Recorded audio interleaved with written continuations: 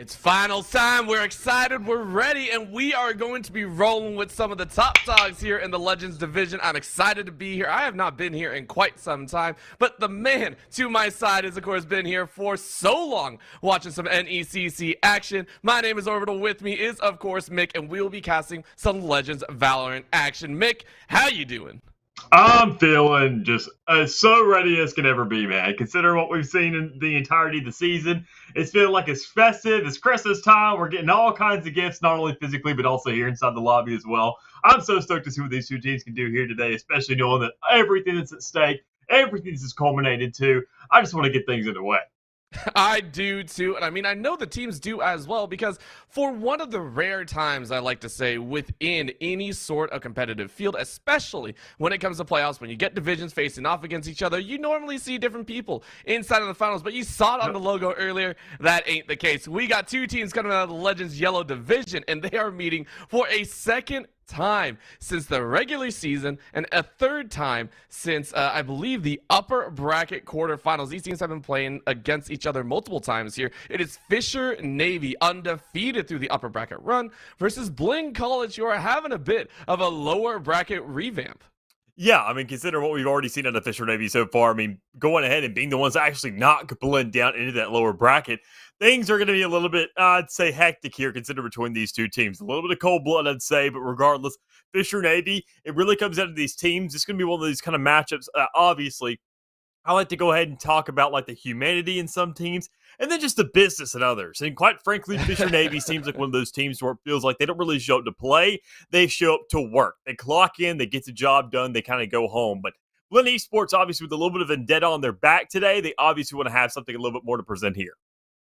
And I think for them, it's a story not only of just redemption, but also of just getting revenge, right? Yep. For this squad. Now, take a look at how far back they ran. Back in week 2, I believe, or not week 2, I believe. I was looking at something else, but they have faced off a few times between the two of each other. And then for Blinn, they decided, hey, we are going to run it all the way back. They have had a couple turbulent times 2-1 against the likes of UCF Gold, but they met another opponent that they were having a bit of fun with. I like to say Mizzou was in that upper side bracket, ran up against Fisher, had a rough time there, and then Blinn had to run through a very angry side as well. So, you know, we have redemption arcs on all sides, but for Blinn, it is a challenge. They lost in very rough fashion. It was a 15-13 loss in their map 1 against Fisher, and that is going to sting. Hopefully we get that here, because you know what, we're going 5 maps and it's going to be very entertaining. Yeah, obviously being a best of 5 here in the grand finals. I mean, we got to make things as long as possible. We got to have a definitive winner in here. 5 maps seems like the best way to kind of obviously establish that. But consider what we've seen in the bracket so far, as you've already talked about the previous records of these two teams. It's been a lot of 2-0s here for the side of the likes of Fisher College so far. We've seen Fisher Navy kind of run through everybody in that upper side bracket. Not really too many trials and tribulations in front of them. And obviously to kind of get in those latter halves, the last 2 games that we've seen at Blinn College so far, we've seen them kind of struggle a little bit. Obviously take things to a third map, have to actually contend against the likes of the same opposition that we've seen Fisher Navy beat in a 2-0 fashion. So obviously if you're looking at just the numbers alone, you're expecting, okay, a little bit of a favoritism there, but even then, that's weeks of preparation. That's extra games we've seen Blinn play. So obviously that could be a leg up there in their favor. I really, really hope so. And of course, the maps will be a very important factor to that all. As we get underway, not see Lotus and Ascent were banned out first. That, to me, is quite interesting. Of course, Lotus being one of those high-tier maps that a lot of people are starting to play a lot more. Hey, just take it away. Go ahead, try and throw a wrench in the plans there. On the flip, though, the Ascent ban is also understood, but the Haven Breeze, kind of nice to break out. Breeze, of course, not everyone's cup of tea. And then Bind was picked up as third, but then Sunset. If we get a single map going the way of Blinn and, you know, or it goes 1-1, 2-1, whatever, we are getting Sunset for a fourth. Yep. I think, honestly, I mean, the weirdest thing that really sticks out to me here is you mentioned kind of that Ascent ban and also the Breeze pick coming through a lot of teams. We see kind of quite the opposite between those two maps. The bans usually go through kind of favoring those Lotus and Breeze maps because you do see a 3-site map already at a Haven. It's a lot more static. It's not nearly as complicated with those breakable doors and the rotatables that you see everywhere on the map. And it just kind of simplifies things a little bit. And Ascent, it's Ascent. I mean, what team wants to ban Ascent? Well, quite frankly, Fisher does, and I really can't blame them. Every single team we've seen go ahead and just outright pick Ascent inside of for good reason. Everybody knows it. It's a complete toss of whether or not you're actually going to win that thing or not, regardless of how confident you really feel. But obviously, seeing how the kind of picks are going through and knowing that this should be a little bit stretched out, as you mentioned, I think when we do go to that map 4, I think, quite frankly, that Blinn at least go ahead and at least bring one map on the board to go ahead and make things hectic to a certain degree. And knowing that Sunset has been kind of the local favorite here recently, knowing what's been offered in the collegiate scene, it feels like that kind of love child, I said, between the likes of Split and Descent and what the map has to offer with the kind of speed, with the easy rotations that are available, and knowing the kind of nooks and crannies that a raise has to be kind of required for, like the map is Split. So it'll be interesting to see kind of how long this is drug out, and even more so the kind of progression of these teams and other play styles have to adjust to the maps that are in front of them. For all that talk, we still have to keep in mind that the Fisher squad is going to be looking to 3-0 this one. They have beaten the likes of Blinn before in 0-2. They don't want to let it happen. They don't want to have any issues in this finals. As we get underway, you can see the players joining us here right now. Fisher on the attack to start. It will be Cloric, Neptune, Paint, Lear, and Tuzi to round out that roster. And then just look at, obviously, what at the other side of the roster, you got Blinn. I mean, Spaz, Vogue, Monsi, Teague, and Giovanni being also another squad that we just have to go ahead and highlight, considering that they've made it this far, and they've also shown what they've been adjusted and what they've been just acclimated to just overcoming again and again in front of them. But it's too much just because, well, it's the tried and true. It's the vanilla picks.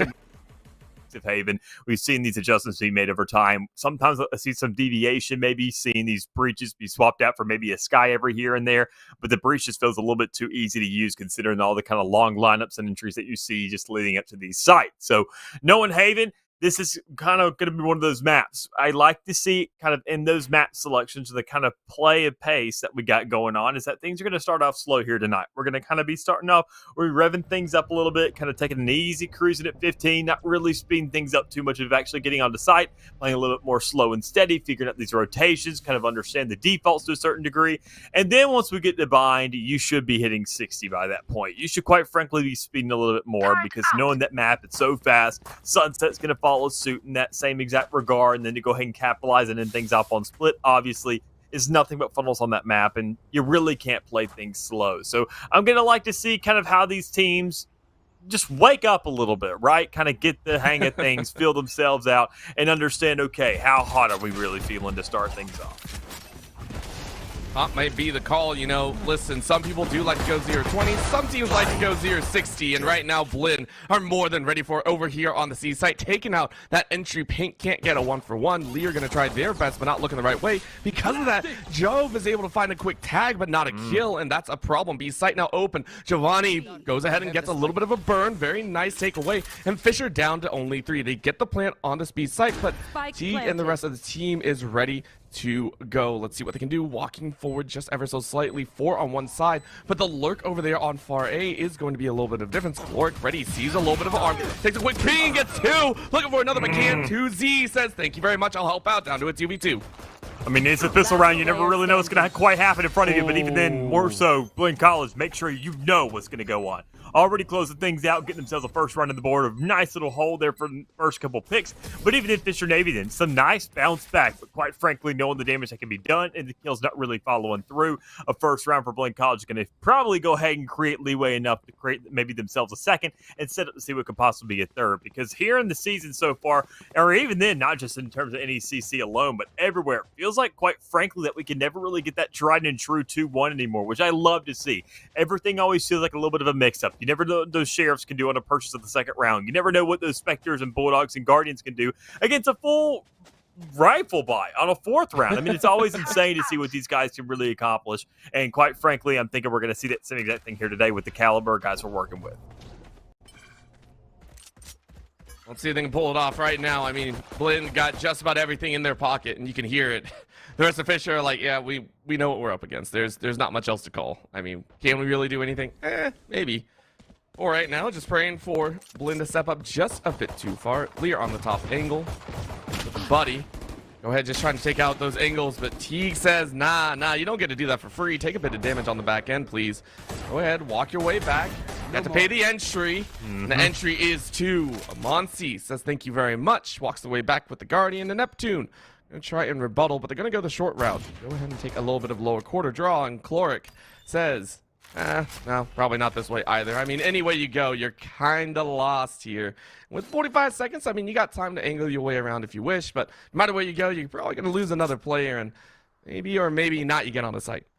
Yeah, that's a big if, considering, I mean, already we're seeing the setups. We're not seeing any players really flinch just yet, just considering that obviously knowing the kind of guns that are in the hands of these Blinn college players, they don't need to rotate. They're able to hold things down pretty sufficiently, but you need to go ahead and kind of work with every single gun you got just to get that plant down. That's the biggest priority thus far, and going ahead and already funneling a player off that site, kind of stalling things out a little bit. You can make sure you can at least get this plant down towards C to have that money in for the next round, because that's going to go ahead and compensate for some of that investment that went in towards those sheriffs. Because keep in mind, there's still like 2 or 3 that are on the board, and that's a lot of money. That's an entire rifle across everything. But still, we know that inevitably we will see this player more than likely die out of Neptune, because Aftershot's going to come through, going to funnel him out of that little cubby, and with 3 players still alive with very big guns out of those legit rifles, let's say a Bulldog any time of the week, and even more so a Guardian, you're going to find those shots, even whether or not they be in the body, the legs, or the head. You're going to find the kill and find yourself a second round off the back of it.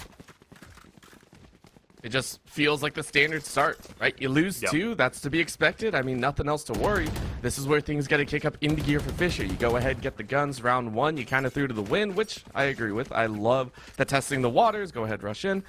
This time around, I expect a little bit more of a default. Go ahead, play the angles, try and get those frags. Blinn, no, they're up against that hard challenge as well, so you can see the very deep push trying to cut down at long range. I mean, you're working with 2 sheriffs in hand on T and the Omen, so maybe to get it or not, but C, long side, and pushed up very heavily by Blinn. I like this call, but the danger is abound as Spaz realizes the shoulder is seen. Another shoulder spotted, but gets a quick frag. What a tap. 30 HP, you did your job. You're out. You're good, Blinn. Player up. Yeah, good start there. Able to go ahead and at least get one off the board, going ahead and look at that early trade, and even then more so, not even kind of getting that trade at the end of the day. That's a better kind of deal than you could have asked for, quite frankly. Knowing that you were committing to that, you were playing for death, and able to go ahead and get one and just get out, that's more than you could have probably ever asked for, quite frankly. So going forward, seeing what else you can really do across the map, you're looking to kind of flex that player, use them as a little bit more of kind of bullet fodder, all things considered.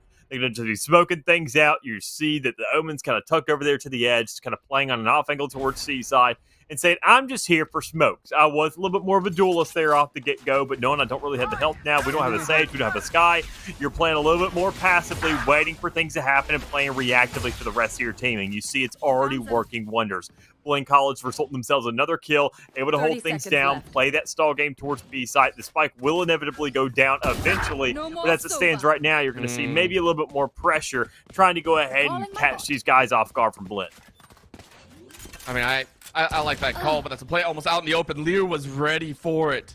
Said, nah, we ain't playing that short side game. Very nice grab, but Vog was ready for Chloric to be in the corner. Really nice spot now in a 2v2. It's really Blinn just going to be checking their angles, maybe getting an appropriate idea, but you can see the spike down in that corner, very out in the open. So, you know, maybe playing towards that tower side, and you don't really see anyone so far. You see his shoulder, but the 2 swing, grabs 1 for 1, and then Neptune finishes him off, drags him down to the sea. That'll be a round back, but it was a dirty, dirty round, not what Fisher were hoping for.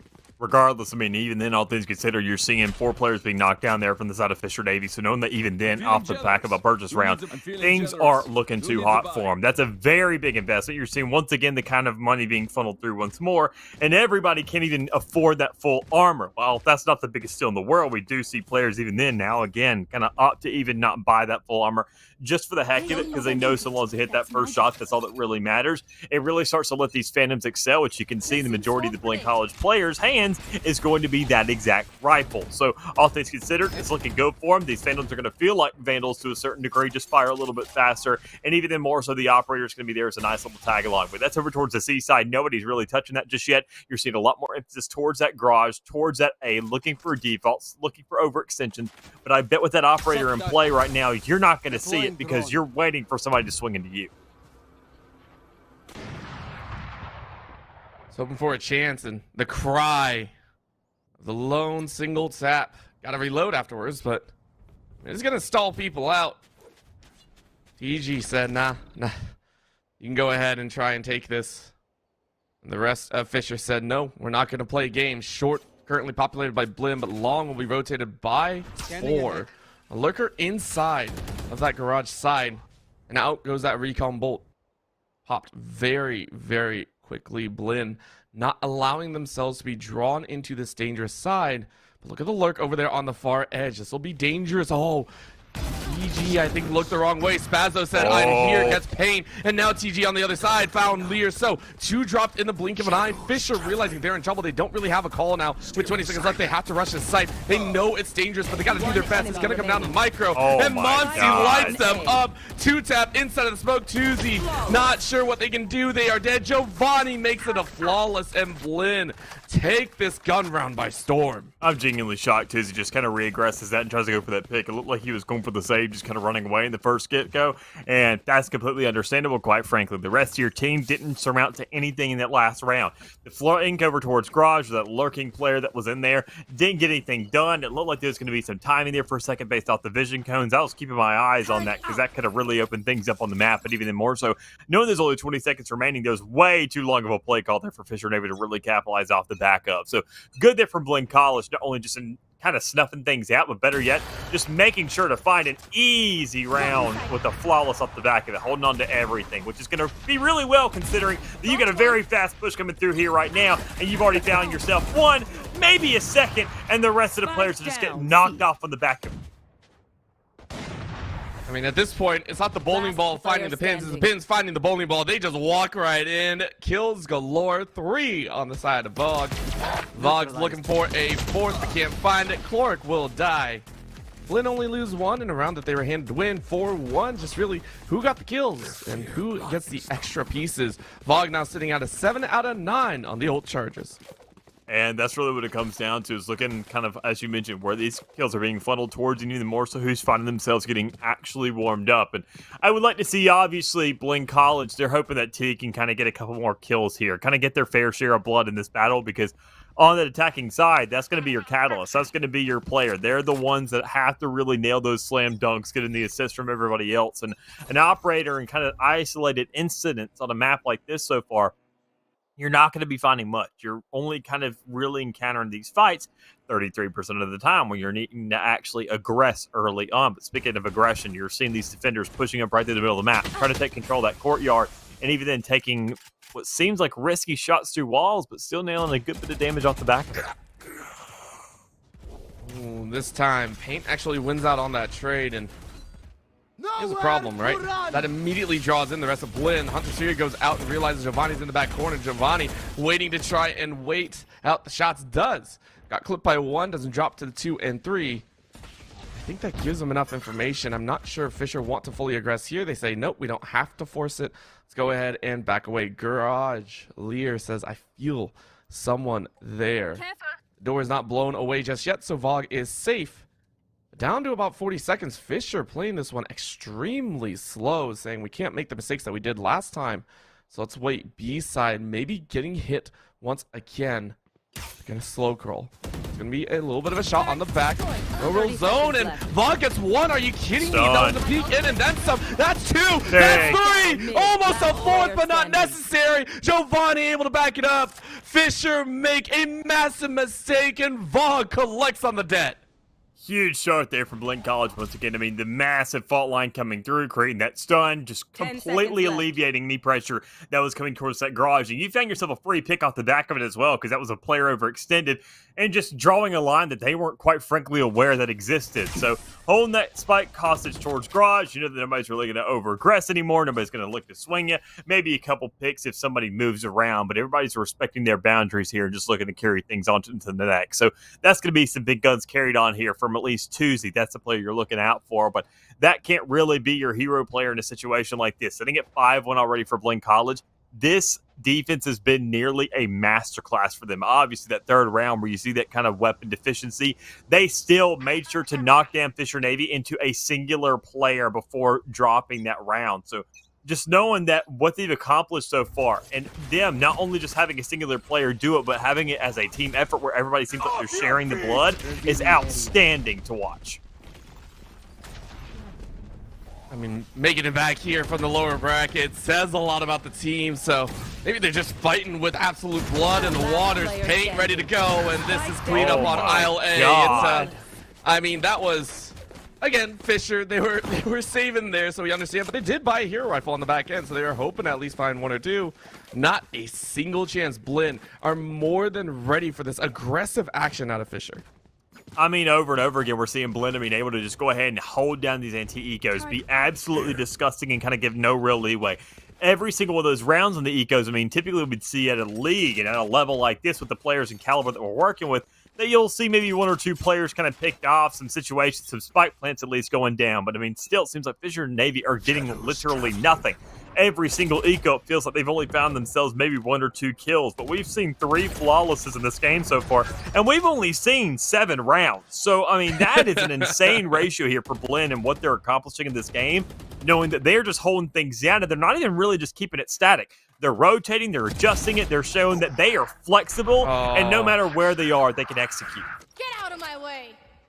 And they just put a giant mind mess inside of the head of Fisher. That snap and then the from the shadows back now give Blinn full control over that side without even knowing it. Take a look at that. They can now hard rotate, and it feels like Fisher had to force this plan. Now, whether this works in the favor or not will be something to sell, because the defender lockdown is coming down, and the rest of the squad realizes that they're kind of locked. They're going to get it destroyed, which is good. However, this entry could be dangerous. Fisher have a chance to fight back with those blades if possible, but TG saying, I'm going to go ahead, dash in, gets the jump, looks towards hell, gets the tap. Pain is able to trade it out, but maybe not too much. Neptune blinded out, can't do much. Pain throws and gets a reset. Pain with 3, ready to turn things around, but Vog was ready with a headshot. Neptune falls. The god falls. Tuzi says thank you very much. Vog waiting for one more. Sees him on the side, has to get the gun, but with that trade, you almost dance and knives are gone, but the spike is already completed at this point. It's a chase around, and Pink gets 4. Second round on the board there for Fisher Navy, but still, once again, the second round they get still with the same exact result. A very large cost on their back end, considering that they only have one player surviving at the end of it. So, I mean, there's so much here on the line, knowing that again and again and again, you win these rounds, but you barely carry anything over into the next. While once again, Blinn College, looking at their massive spree they surmounted, they're just sitting on money bags, and quite frankly, they couldn't care about the result. They find themselves purchases. They carry things over. They don't really have too much pressure to use these ultimates as somewhat of a contingency plan. They just throw things out there when they feel like it to kind of keep the ebb and flow of stuff. Like, once again, early aggression, already just pushing these guys out, show that they control not only just the sides of the map, but better yet, the courtyard right down the middle as well. And the from the shadows creating a little bit of a flank, but only still surmounts of one. So Teague with that operator in hand, and the Blaze Storm looking for something else. But quite frankly, with 2 players pincering you, you can't get much done. Nah, that was a good snap in the early state, but it gave a little bit too much ground to Fisher, and you can see Blinn trying to scramble. Now with that plant, what can they get on this back end? Giovanni on the C-long side, ready to send it out, goes ahead and gets that rolling thunder across multiples, but Sad finds Clark before it even hits. So that's a shot, and now you can clean up everyone. Giovanni burns Lear. Tuzi falls to the headshot, and Monty says thank you very much. I was a little bit behind because Blinn make it look easy. I mean, even in the Rolling Thunder, they're going there from C main, extending all the way onto site where we see that default spike plant kind of played towards garage. I mean, it just has so much range to it. You know that it's applicable at any point in time, and even then it feels like a little bit more of a panic button because it feels like the most feasible, quite frankly, out of any other ultimate you'd say. I mean, the Hunter's Fury, you got to aim it.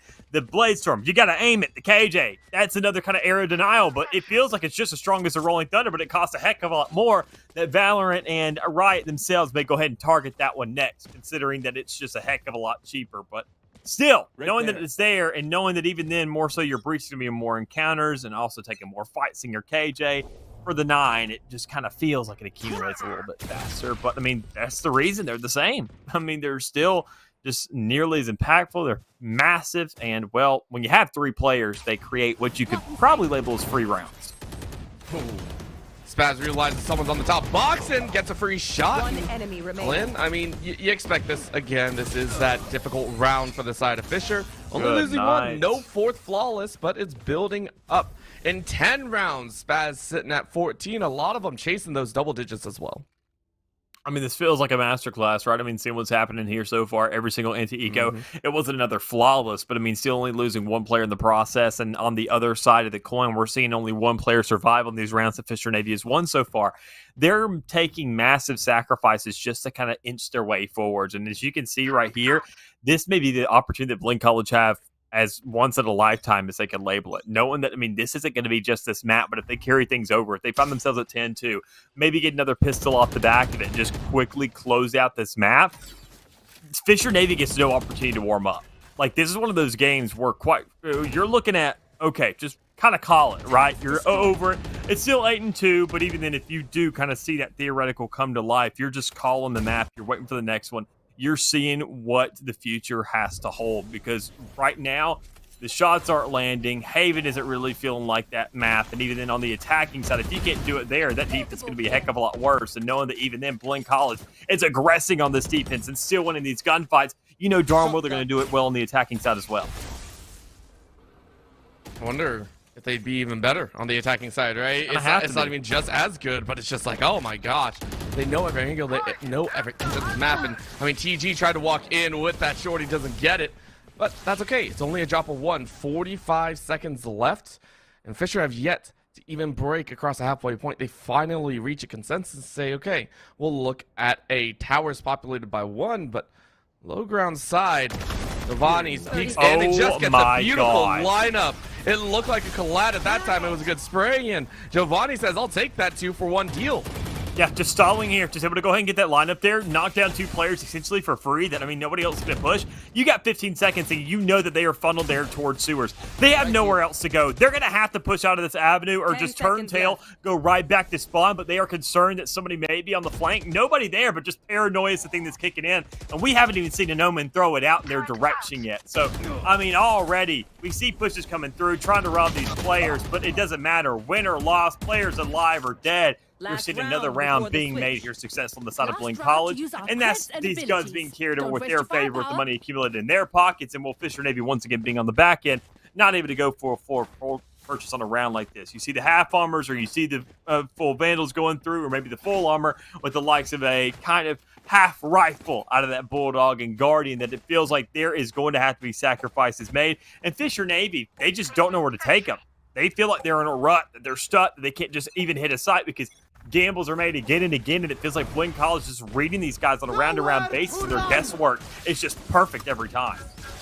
Maybe they're having trouble with the card puncher, right? They're still trying to clock in for work. Caloric, though, said, I'm ready to go. Let's amp it up. Let's at least try and make it 3. Let's get to that curse. Let's put the curse on Blinn. 2-4 right now. Hard rush over to this side. The attacker locked down almost to catch one more, but it leaves only one alive as Spaz made a very difficult choice. 1v4. Vog has made multiple multi-frag moments, but this time it's not even going to be 1. 2Z puts it at 3. Fisher Navy going into the defensive side with a very heavy weight on them. With a very good round, though, as well. A little bit, a tiny shred of light, I'd say, considering that every single round they won thus far was only with 1 player surviving. That felt like the first round that Fisher Navy won. They didn't squeak it out. They definitively won it with the way they took the side. Or even then, you could also, if you're a Blinn College fan, you can kind of chalk it up to saying, Blinn College lost it. It's all about perspective, but still, regardless, at the end of the day, you're looking at 9-3, which is a heck of a lot more doable than the likes of, say, 10-2. And Blinn College, it looks once again for these kinds of pistol rounds. These comebacks always surmount from the pistols, or always look around for round 10. You just got to create that chokehold right there at that double-digit area. And I think, honestly, Blinn College, here on the attacking side, they're going to have enough elements of surprise to at least get themselves maybe 1 legitimate round. And especially off the back of those pistols, I think they're set if they win it right here. So with already an even exchange, you're going 1-for-1, looking for this pressure on the B side. It's a little bit tricky. It's a little bit risky, but I don't know if they're going to commit for it because I think they're aware of that same exact fact. I think they're aware of more than that fact. You can see just the pile up right now from Fisher, just like, all right, we kind of know what's going on. Blinn saying, yeah, we know, we tried. Only 1 traded out a piece, though. Caloric waiting in a very difficult corner here, but if no one checks, no one does, and Caloric wipes him out. That's just 4 in a row. Death is cold, friend. Nobody's going to check that. I mean, realistically. Even if you know and you have it in the back of your mind and you're saying that before the round and maybe you're an IGL, you're also not the first one swinging. So you're not going to be the one dying. It's going to be your entire team as you watch them fall saying, I should have thought about that, and I probably should have caught it as well. Because, I mean, nobody's holding that. You're going for the flank. You're hungry for the kills. You're overextending. You're looking for the picks. Because, well, quite frankly, you want them. But able to hold those angles will do you just as much good at the end of the day, especially there for Fisher Navy, to keep some relevancy here on the field. They finally went ahead and shut down Blinn College for making sure they don't hold down a perfect pistol record, able to kind of carry things over, say 9-3, 9-4. This is where it starts. Just got to keep it rolling. And off the back of what a purchase like this could be, if they can make it just equally as expensive as what we saw with Blinn College making Fisher Navy's third round, I think that's very, very bright futures in store here for these guys. As much as they'd like to look towards that future, let's go ahead and keep looking at the present. Let's see if they can make this work. Blinn, of course, from the lower bracket, saying we want this chance. Fought once before. Didn't end like we like. Right now, we'll take it one step at a time. And this is Lear once again having a bit of fun. The hard spray gets 2, and now they are noted a hard chase forward by the Omen as 2Z says, I'll get a 2-piece if I can. A dash out and away. On the enemy side is TG. Not liking what they're seeing here up on top. Oh my Gets God. a quick snap on the head. Neptune goes down. 2Z looking for someone on the back. Sees an arm, sees the body, and Spike is down and see, oh, that feels kind of bad. TG needs to make it GG if they want to pull this out. He's just looking for picks at this point and is able to go ahead and surmount a couple so far. Doesn't even really want to pick up those Spectres. Just wants to see if he can kind of have those single shot headshots. And knowing that the players are kind of working around sight, you have the range for it. You have the right lineups. Problem is, you don't have the right gun to penetrate through those walls and find the same shots as the likes of a Guardian. So looking at 5 now for Fisher Navy, holding on to the majority of those weapons in the last round. Rather than 2 Bulldogs and a Guardian, they're carrying over 2 Guardians. And honestly, you can kind of say that's about the same. Knowing that the investments that are inevitable and knowing that even then more so the kind of potential of those guns and how they match up against the likes of Phantoms and Vandals, I think this could be pretty good for them, but it comes down to a legitimate hit that we need to see by Blinn College. Fisher Navy, keep in mind, they got down to 1 player left off the back of a round like this. At Blinn College, I'd say do even 2, 3. Anything more is the general consensus. I think they're set to at least kind of win this half, or at least hit themselves 11 before Fisher Navy hit themselves a comfortable 8.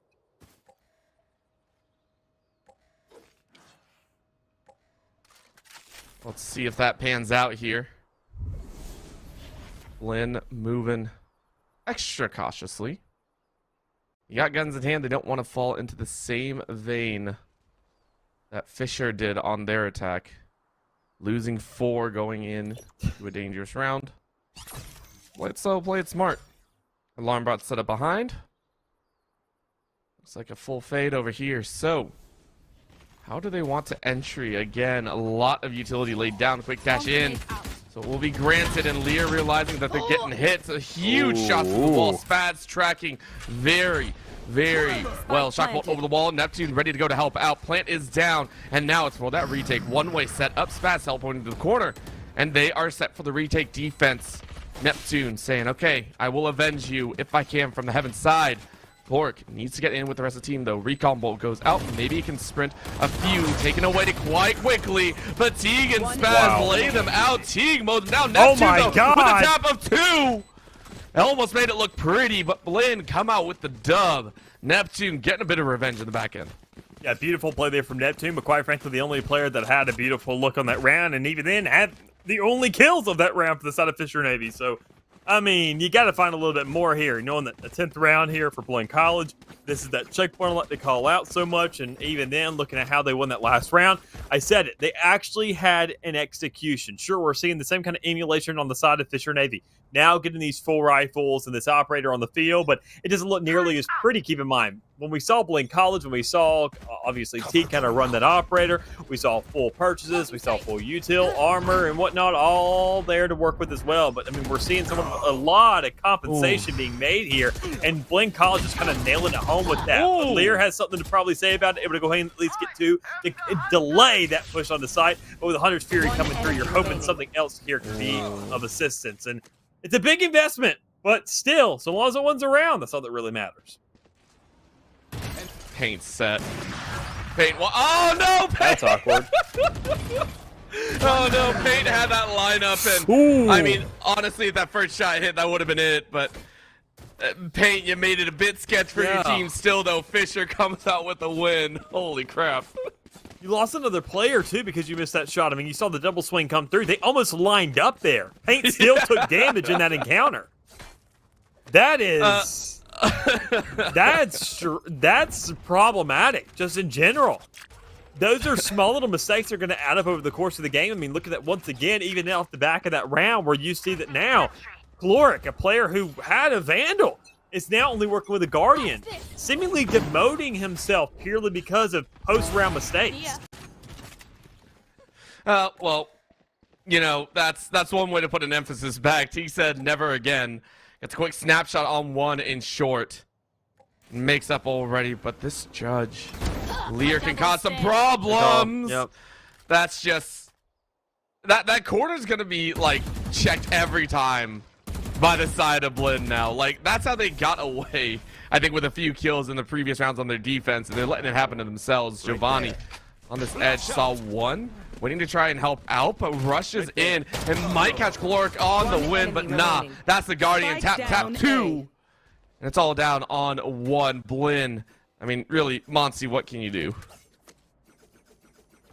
You can either hold on to the Vandal or you can push the Operator. And seemingly knowing that you're kind of a counter to Paint because he always misses his first shot on you, I mean, there's a possibility of winning that fight, but he's always nailed the second. So there you go. Another one to work with there for Fisher Navy, but even then still with how many guns they held on to going into the next round, you're still going to be working with some Guardians, that Judge. And honestly, this makes it like a better round for Blinn College, purely because Fisher Navy forced up that last one, went for these weird half buys, and they're carrying those over into the next with full confidence, hoping they will kind of get the job done. And with that Judge play that we saw towards Garage, now moving over towards that A side, it still could work, but I like the adjustments nonetheless. We're seeing these players, I mean, Blinn College has been making the kind of adjustments. They've been going ahead and kind of keeping things in the back of their mind of saying what's worked, what hasn't, what have we been cut off by. And you'll even see that, I mean, they like to go ahead and check this kind of left cubby of theirs. Even at the start of the round now, just understanding that we died there before, it's not even realistic for them to be in that spot yet, but we at least want to go ahead and check it.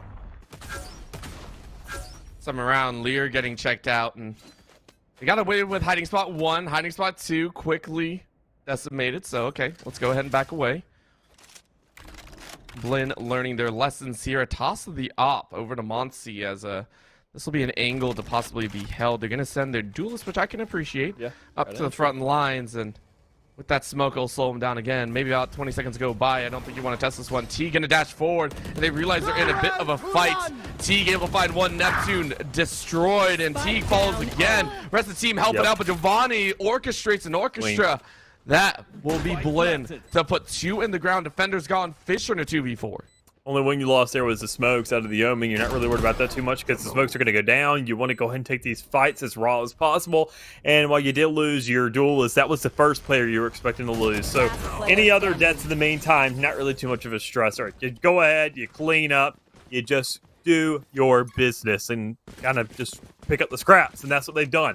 Already hitting 11 here. I talked about that kind of threshold, not about who hits 10 versus about who hits 11, and Blinn College only being 1 off now from map point, 2 obviously off from winning. Meanwhile, Fisher Navy have a little bit more of a longer road ahead of them just to kind of go ahead and balance out the eco and understand what's going to be going on, because they're still seeing a couple of players having to force things up. And if they lose a round like this, they don't have too much of an actual streak to play with. So it's probably going to be a round where they see those 2 ultimates being invested. I mean, the 2 strong ones that both cost 9 points.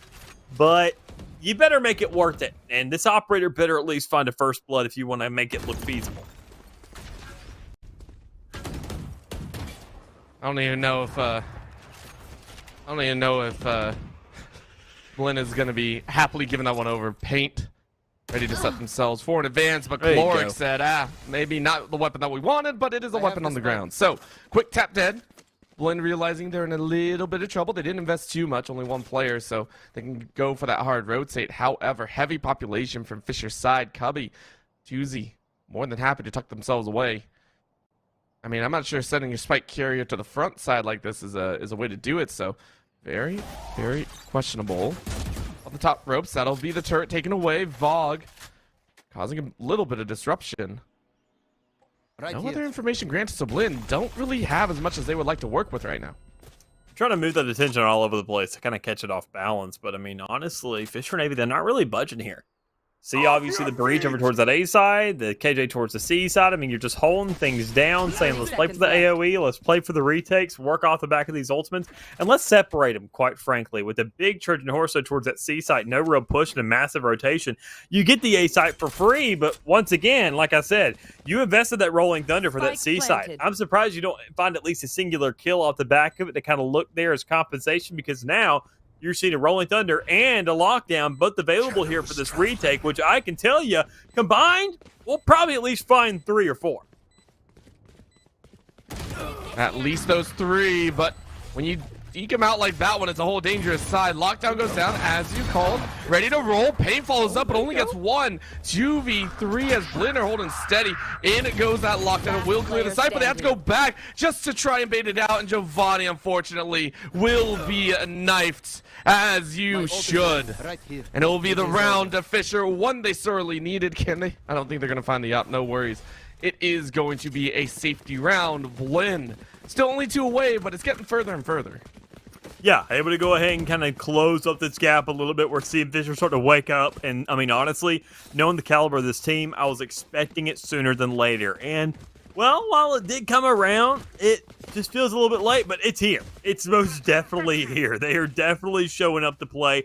They're definitely showing Blinn that they are not going to be snuffed out so easily after that kind of 3-9 starting margin. And knowing that with the 4 ultimates now, the full purchases, and off the back of a round like that where they didn't even have to double invest, they only did the lockdown, it was more than enough for them to work with. It's impressive to see that kind of that conservation of utility and how much success they're able to find off the back of it.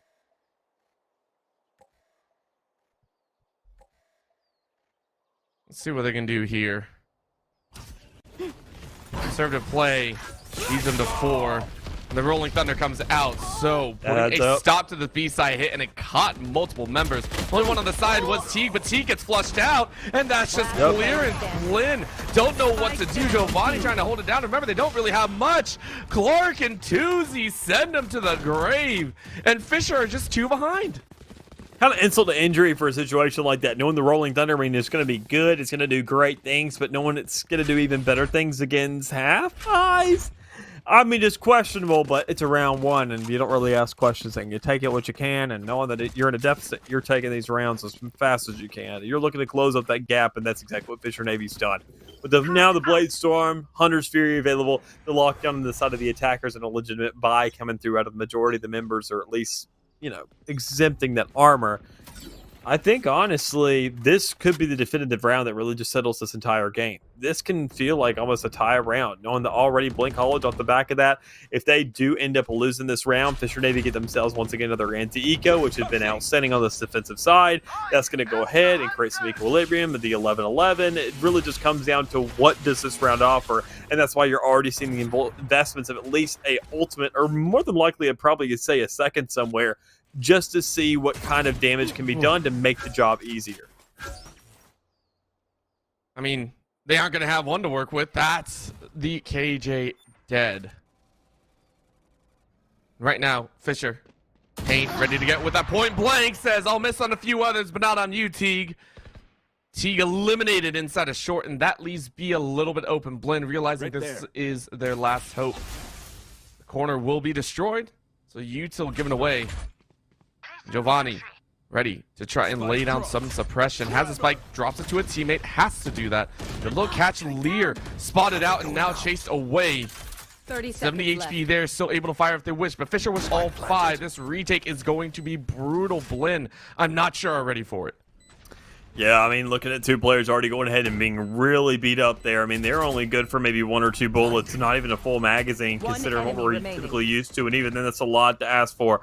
Monty being that player alive with only 45 health to their name, able to go ahead and find 1, but with 4 more players knowing exactly where they are, they line up surprisingly, and still knowing that Monty is that counter.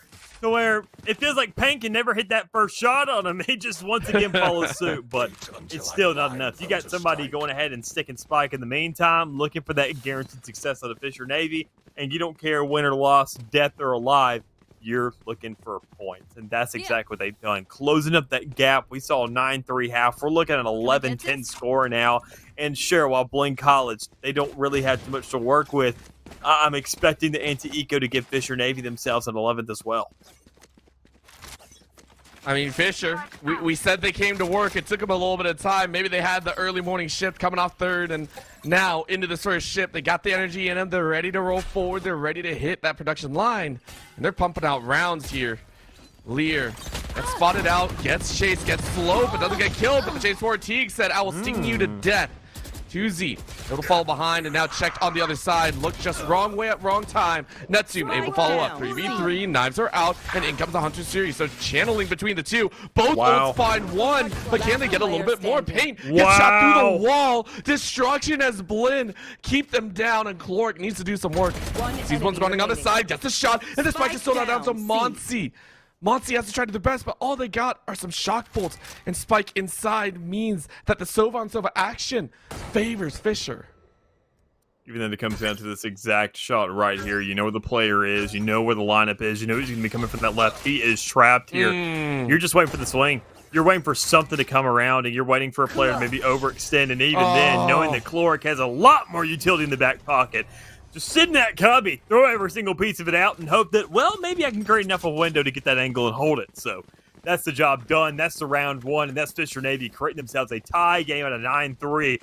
And seemingly with what's going on here, this is an all-out round. This is that round where we saw obviously a lot of investment leading up to it, but knowing that Blinn College, this is where they have a little bit of an actual edge. They have the ultimate to work with, the lockdown. That's the biggest thing here.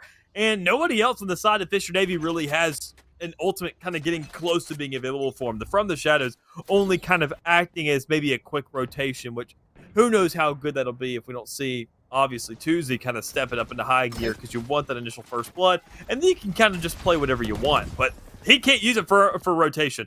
Every single player is rushing him.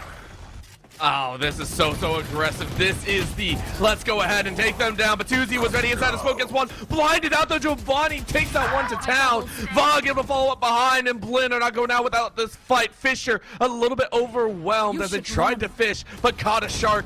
This is a problem as Blinn are ready to roll. Lockdown goes in, and Neptune has to make the call 50-50. That's going to be the Volt. Number one can't line him up down the line. Monsi takes Neptune's life. And this lockdown, I think, is doing way more work than they thought. No plant just yet. But now it comes through to Spike planted. Paint. Can you find it? If that smoke goes down, you see someone on the left side. You heard a little bit of run. You don't look the right way, though. You were scoped in. Hard scope is your downfall. And it's all down to Cloric. Cloric pulled out the last round of victory. If you can do it here as well, that might be a chance. But your information, your location, your ID is spotted. In the garage, they look. A little bit of an snowstorm to slow you down, but it doesn't even hurt. Cloric spots one. Vog realizing where they are.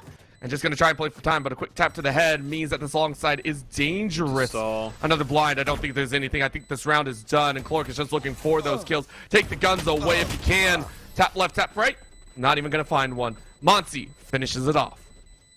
Yeah, just closure here. Able to get one more round on the board. Monsi questionably maybe going for the op there, trying to conserve that. Not really sure what the game plan was, but that's my best assumption, knowing that obviously that Jetwood player was kind of the only differentiation inside this entire series so far. Having that operator, having a different gun than what we're really used to, and honestly knowing the kind of purchase that we're going through, you would like a man can to kind of go ahead and compensate, maybe find that first initial shot to be an easy pickup for maybe another player somewhere around the map, but that's not going to be the case here. You're working with the half armors. You're working with a judge here on the side of Blinn College.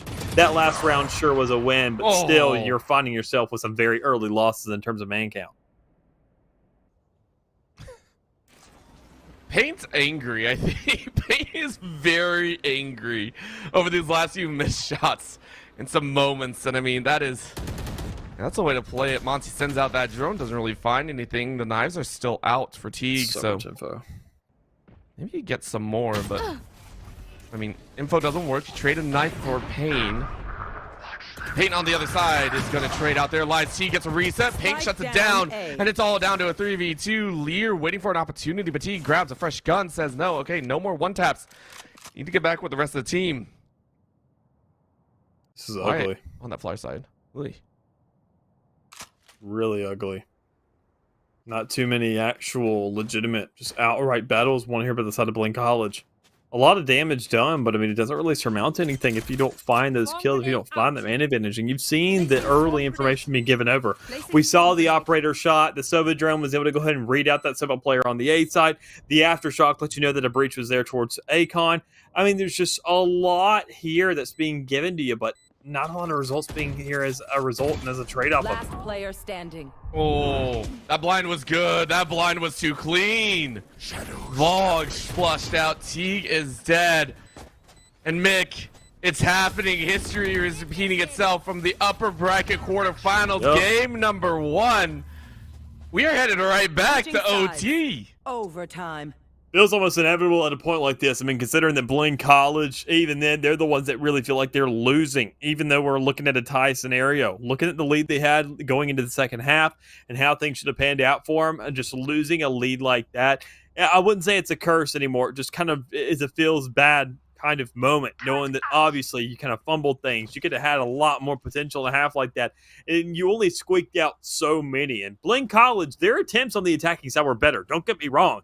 They had a lot more players standing on the end of those rounds to carry weapons into the next compared to Fisher Navy, who it felt like every single round except that last one, they only had one player remaining. But this is where they get that chance of redemption. Fisher Navy's attack, quite frankly, I mean, there's no other way to look at it besides abysmal. And now with them kind of heating up, found themselves a lot of kills on that second half, they know that, well, crosshair placement is looking a little bit better now. So they should be good for at least a couple more. Remember, they're awake now. They had the coffee. They're ready to roll. This first round could seal the deal. Vog hiding out on the wings, looking at that one way. Doesn't really see any foot to float. Maybe solid on the ground. Lear notices there's a bit of information. Realizes they're marked out as well. So Monty going to work their way forward. 4 floating on the edge here of this garage side. Fisher maybe waiting, and they found him. Monty, listen, you're not up against Paint. You're up against Neptune. Honestly, that's not a player that's going to miss you right off the get-go. Paint's the one who has a couple counter picks at operator. Second time's the charm. Third time's the charm. Feels like first shots aren't really his lingo, but already Fisher Navy, their first blood is something that wasn't their lingo thus far, but I mean, they found themselves at least something now. And it really comes down to how well the hero play can we really get into this KJ. Able to find 1, 2, and 3! Vaughn keeping this playoff stream alive, letting the OT go in this direction. Matuzi may have something to say about it, knowing that he's looking for a line, looking for exchanges, but can't find a round. Remember in the earlier half, who was the one that shut down Fisher in rounds 3, 4? There were times that we watched Vog step up. May not be at the top of the scoreboard, mighty close, but the impact that Vog has had hiding, waiting, calculated aggression, flogging 3 dead. Blinn on the cusp of taking this map number 1. Little bit of a heavy-sided favor over to this A side, and Fisher are going to match. And Op walking forward, though, as Paint realizes they're in trouble, tried to dash away. Blitz to 36. A problem moments. But Blinn, I don't think know that. They know they hurt someone. They aren't sure who. Yeah, you put a leash on that guy. I mean, that's not something that's going to happen again. Quite frankly, Fisher Navy, I don't even know the operator's going to be bought in coming rounds, but you may not even have an opportunity to even buy that gun now that you've taken so much damage on a singular player without any kind of exchange, no real giveaway for information. It really just comes down to, once again, can we get the same kind of hero play on this half of the map? And we just don't see it happening. Fog and Lear, both the KJs, but they get a kill in the meantime. And do we see some shots as a result? Well, quite frankly, we do from Lear, from Fisher Navy, closing up shop on the defense, able to go ahead and come out on top of those exchanges. And as I mentioned, that chance to buy another operator, it'll probably prove itself no matter what, because we got 2 more rounds ahead of us. Quite literally, this is deja vu, right? This is exactly how their previous matchup started in game 1. Went 13-13, and then it was a quick run by Fisher, so maybe this is where they kick their ults into high gear. Of course, no one's really close to it, so can't really say that, but this is where they turn things around. Their attack has to be importantly careful. Last few times they gotten caught by Vogue. Vogue now hiding in that garage connector once again, but a little bit further up this time. And Paint, I think, has an inkling. A little bit of a shock. Well, no util around the corner, so what can you work with? One-way set up, Vogue ready to fire. I think they got the location, so they know Vogue's there. They have to run away quickly into the corner. I think they're going to try and flush him out. They know it's around the corner, but they don't know about Spaz. Spaz could be that moneymaker if given the chance. Spaz, yes, that is going to be the shot. What an opportunity. Spaz grabs one. Neptune is down, and it's so dangerous. 19 on the tap. Realizing Spaz, are you kidding me? Spaz defending Vogue. They knew that the hunt was on for Vogue and said, we'll provide you backup. Two dead for the price of 0, and Blinn are in the clear. Spaz is just spraying people. Whether it be through walls, through smokes, I mean, he's getting so much free damage that, I mean, everybody's just set up to kind of be two-shot now. Blinn College, the remaining 2 players here on the map are just kind of free, quite frankly. Don't have too much utility in their back pocket. Got to wait for things to kind of go into their direction. And Tuesday can only really provide smokes. The Sova can only really provide information. And without the owl drone and the shock darts, you got nothing but a recon bull and a player waiting for you around corners, looking to take those shots. And in a 1v4 with 13 seconds remaining, there's just no way. 10 seconds left. Nah, I mean, like, what are you going to do? Blinn, they're holding it down. This is a problem. That Fisher, I'm sure, have identified when they're on the attack, but they don't have an answer. The brute force technique is not working anymore. Blinn, once again, given an opportunity to close out this game, if they can, it will lead them to a 1-0 in this best of 5 and a much better score. This is... I mean, this is a chance. So let's see if they can pull it off right now. 4 kind of stacked up. Defaults ready to go. Very soft aggression for Fisher over on this A long. What happened? To have death there, but Teague steps up a little bit too far and says, okay, I'm safe. I'm tucked in a corner. Do we want to push further? Once the smoke goes down, it's danger. This time it's the opposite side. KJs feel like they're ruling this edge. Lear. Notice one, but Paint dropped Vogue, and I mean, you can find it once, but you need to find it on the attack, I swear. We see it on the defensive, they're fine, but on the attack it's a problem. So 4v5 Blinn, they're gonna try and make a little bit of a makeshift patchwork. They don't see anyone in that left side corner, so I mean, that's gonna be a difference. Fisher give full side control. They don't want to chance it, and Blinn will get that plant. Yeah, I'm going to go ahead and just kind of play it slow in the city. Once again, we're seeing these big toss-ups and good exchanges there. But better yet, finally one coming up from Blinn College. Already having that spike down, playing towards the B side. That's a little bit of a risky maneuver, but even then, it's still kind of paying off in dividends. Able to go ahead and find 2 more players, knocking these guys down one by one. They're just not checking their corners anymore. They're at a lack of players, and they're at a lack of advantages and eyes to kind of check every single one of these edges to see where these players are kind of holding themselves down. B is a different site that you don't really run into too much. But even then, still a time ticking and 3 players alive. B is a site that we're going to see Blinn College close out this first map on. It wasn't Garage. At least it wasn't Garage. So Blinn said, okay, we will take this one. We are happy about it. It was none too easy, though. Very contested. And honestly, I mean, Blinn got to be splitting, right? We got to take a look and dive down. This was not the finals I was expecting to see. I will say that. It was entertaining, but neither team is going to be happy about it. Yeah, and I'm thinking that same exact thing. I mean, obviously, we're seeing Fisher Navy coming in, kind of being that top dog, looking to be the team to kind of set a standard here. And right off the gate, really just set the tone and be that team to really set things up and say, we're here to win this game. That didn't happen. Even more so, Blinn College turning things around when they had the advantage. They're saying, look, we're able to go ahead and kind of turn this thing on ahead. We have a pretty good lead here to start things off. We just got to close up the game. That also didn't happen.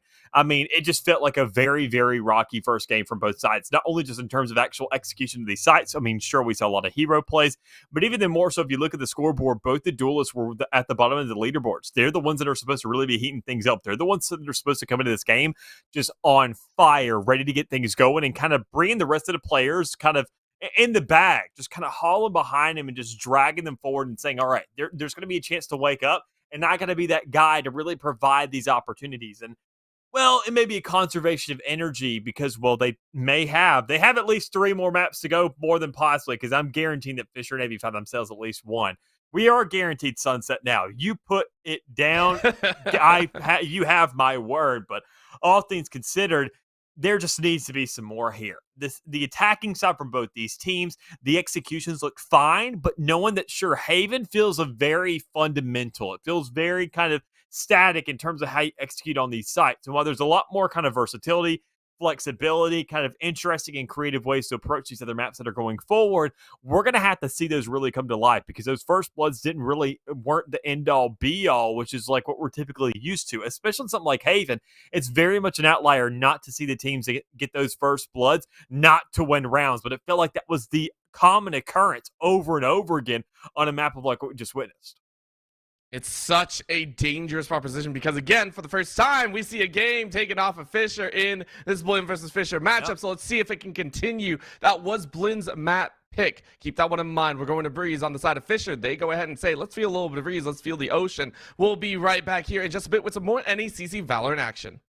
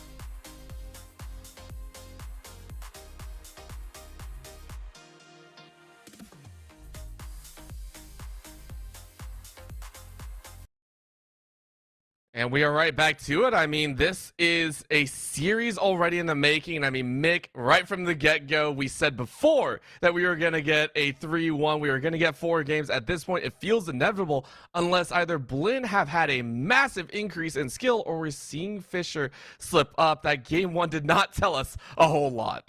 It most definitely didn't. I mean, I think obviously the only thing it really told us is that we're going to see a map for. I mean, because Fisher Navy, knowing the standard they hold themselves to, there's no way they go through the series without taking a singular map. But I may have just cast or cursed it right there. You can put all the blame on me once it really does kind of go through with. But I mean, consider what we've seen thus far and kind of seeing how this game is playing. I don't know really what's next. That's the biggest thing, and that's the most annoying part is we didn't really get too much of a grasp of either one of these teams in that first map. Besides, we can obviously say that, I mean, Blinn's defense felt amazing. That was only, keep in mind, though, for the map behaving. You had singular players on the Sentinel side just holding things down, and Vogue specifically able to go ahead and find plenty of multi-kills to kind of go ahead and suffice the team and just kind of keep things alive.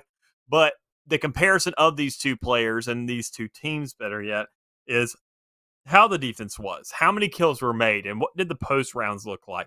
And we saw Fisher barely win these attacking side rounds with a singular player standing. Meanwhile, we saw, I'd say at least an average of 3 to 4 players as expected with Blinn University on the rear end or the latter end of their round successes on the attacking side. And knowing that that was their map pick, that obviously we're expecting them to kind of look sufficient to a certain degree, to look good.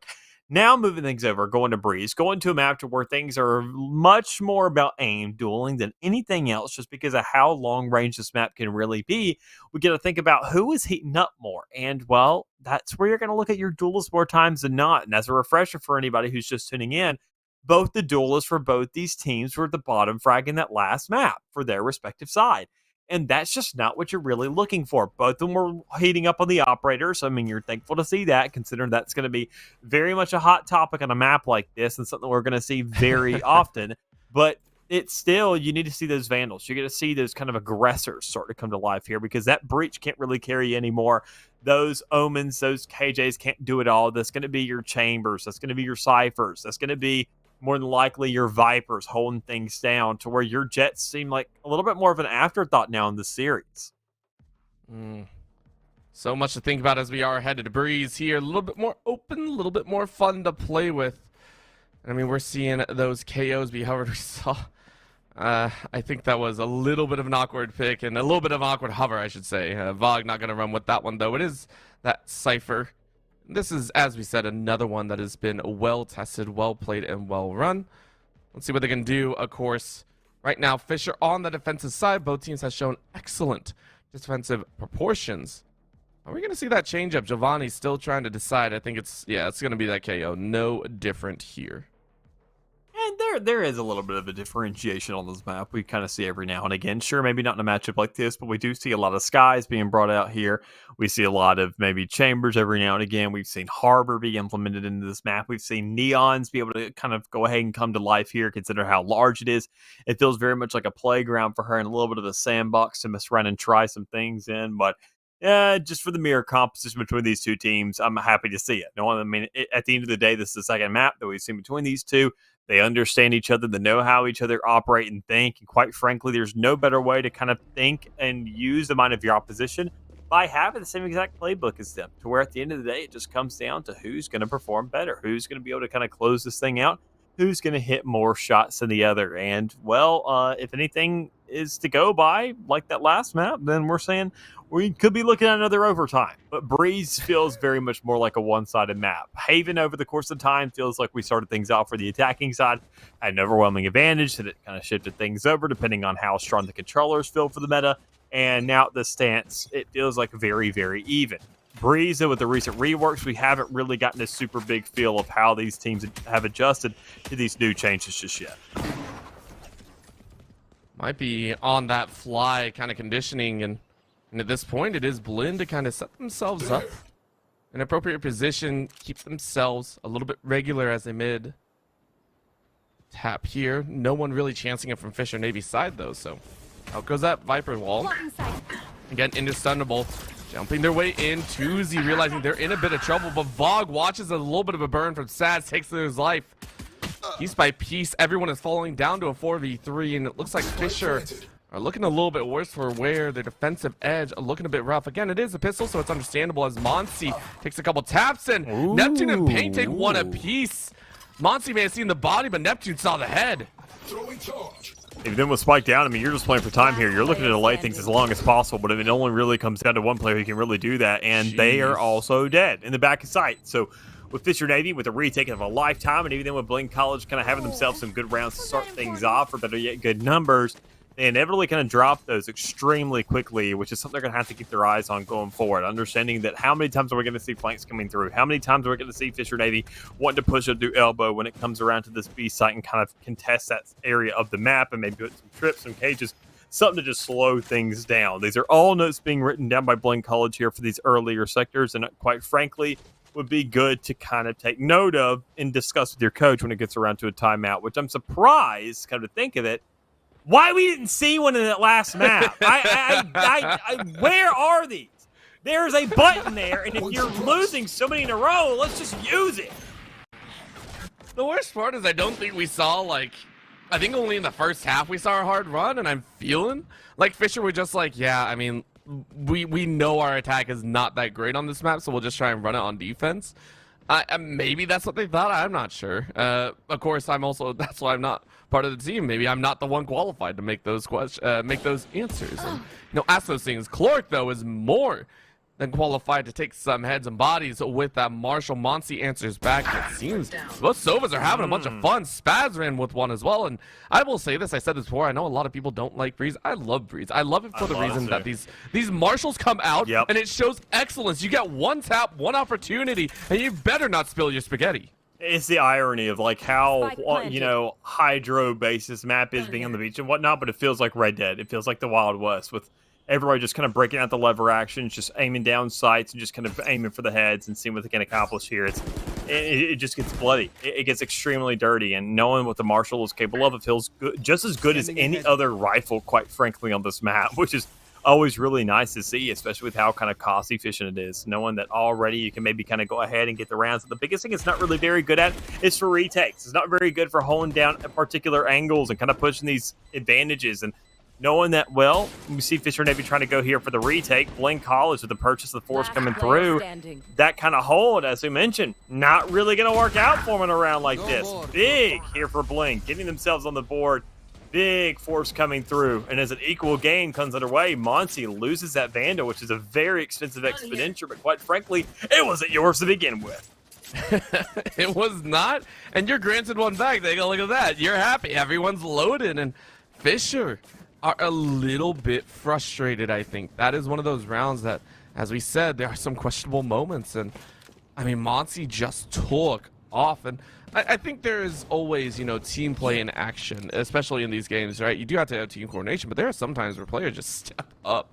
There are moments where just a player just outright goes, I'm not dealing with this today. It's all mine. This is all I'm going to do. And in those rounds, Monty has had that impact. Now looking for another opportunity, a little bit of a hard flood by Fisher over here on this B site. I can appreciate it, one floating behind CT spawn, but it's... You don't really have a choice with how large and open this map is. You really got to stack like 4 pistols and just pray you get a couple good shots. Yeah, that's about all you're getting, quite frankly. Or you maybe go for like maybe a Marshall buy if it's those kinds of rounds. I mean, the Marshall feels a lot more feasible to use and it really is available to get kills in a lot more situations. So it's going to be that kind of more eco buy scenario, or you're going for maybe a Guardian, depending on how much money you got. But regardless, it always looks good to at least get something here. Sheriff, though, not the best option, but you're not really worried about it right now. The biggest thing you're looking at is the retake. You're looking at the spike being down. You're looking at what is Fisher Navy going to be cooking here. And already, they're not doing too much. Already with the player dropping the Vandal and handle like the T,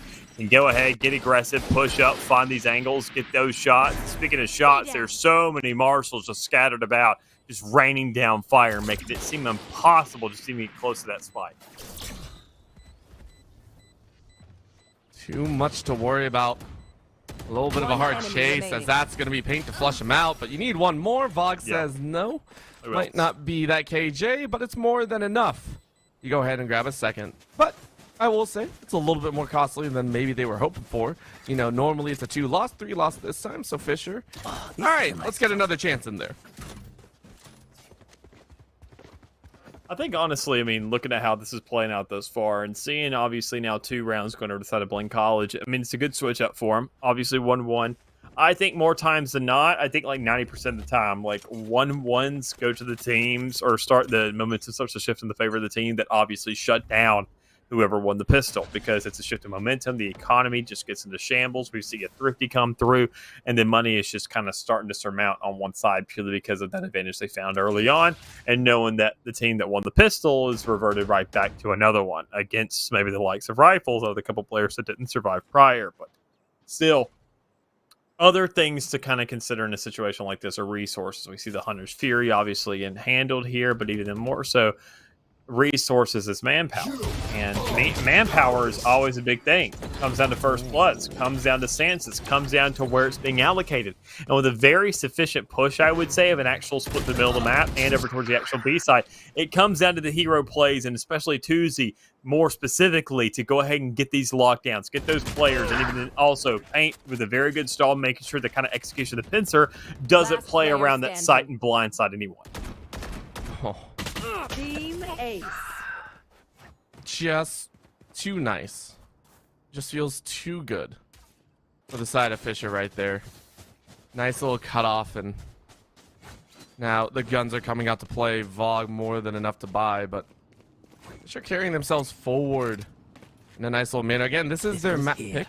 Another one to kind of think about. Make sure that they're in control with a little bit of half armor light on either side. It's a very deep push out. You can see a 1-2-2 covering all the angles. Mid is now going to be contested by them.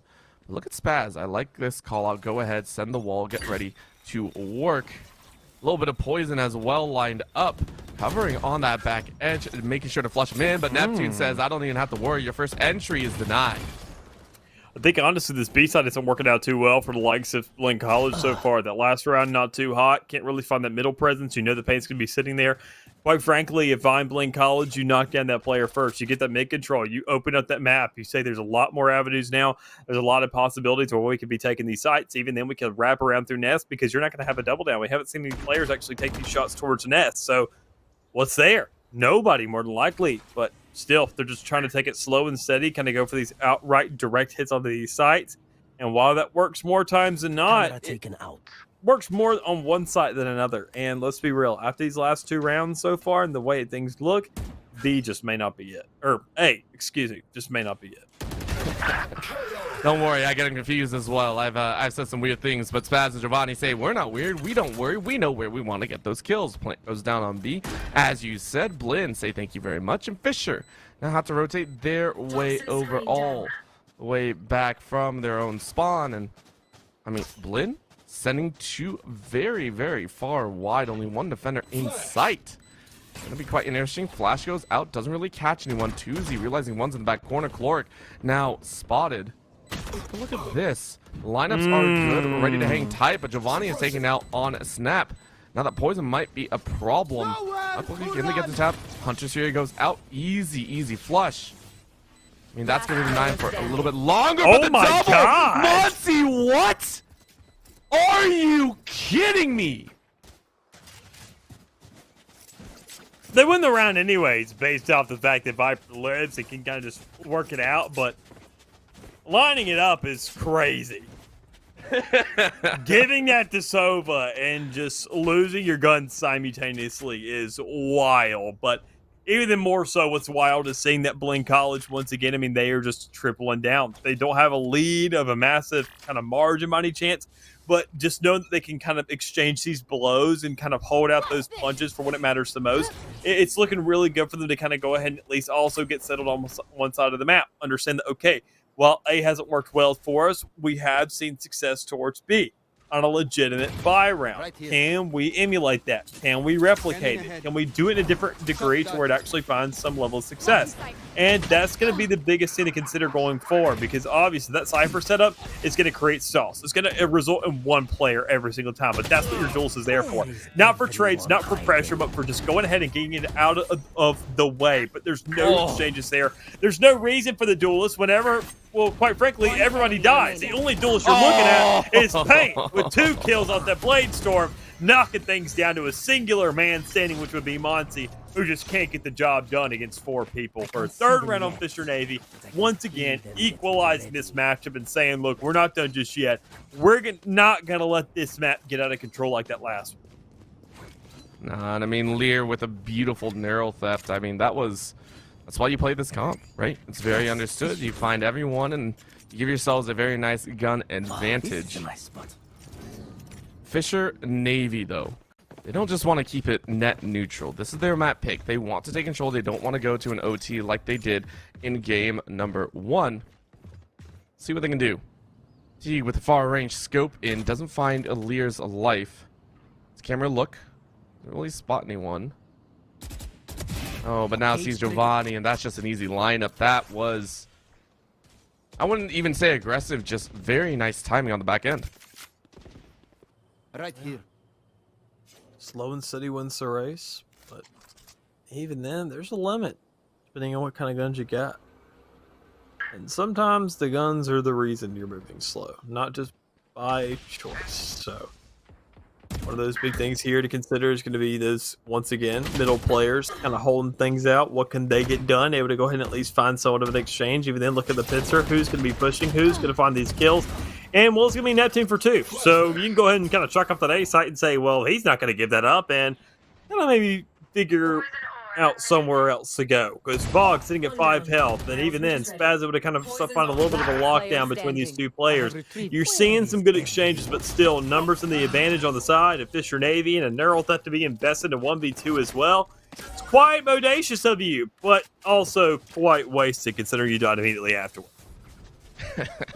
Just ups and downs and ups and downs. And then eventually you're going to crash in the ground or you're just going to soar through the sky. One or the other. There's only so many ups and downs that you can go through, though, because you don't want to have that happen. Right now, Fisher sitting at 2 in a row, looking to push to 3. But this is going to be that big calling, right? Last time was around that it felt like it should have been gifted, and it was. Hoping for a chance on their own, though. A little bit of a rush forward. Paint found the option.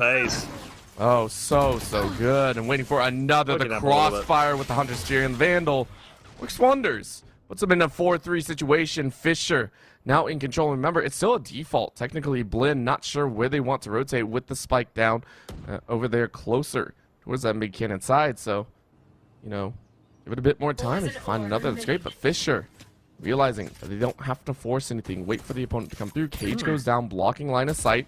And look at that clearance. Lear, great shot. Misses one, but gets the other. It's down to a 4v2. Blinn in desperate situation.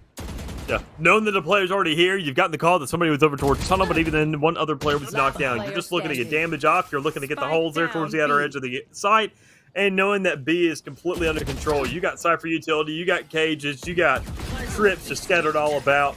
Quite frankly, not a single attacker is going to be able to actually take those fights on their terms, knowing that, well, that player is still alive. So, once again, another awkward round there from Blinn College, but even then better holds, I would say, by Fisher Navy. I like the kind of adjustment of pace here from the duelists. I like Paint finally, instead of they're kind of taking that more slow and steady, predictable means of a duelist is saying, okay, I'm just going to hold the most kind of common angle on the map, right down the middle, kind of chow these guys and get out if necessary.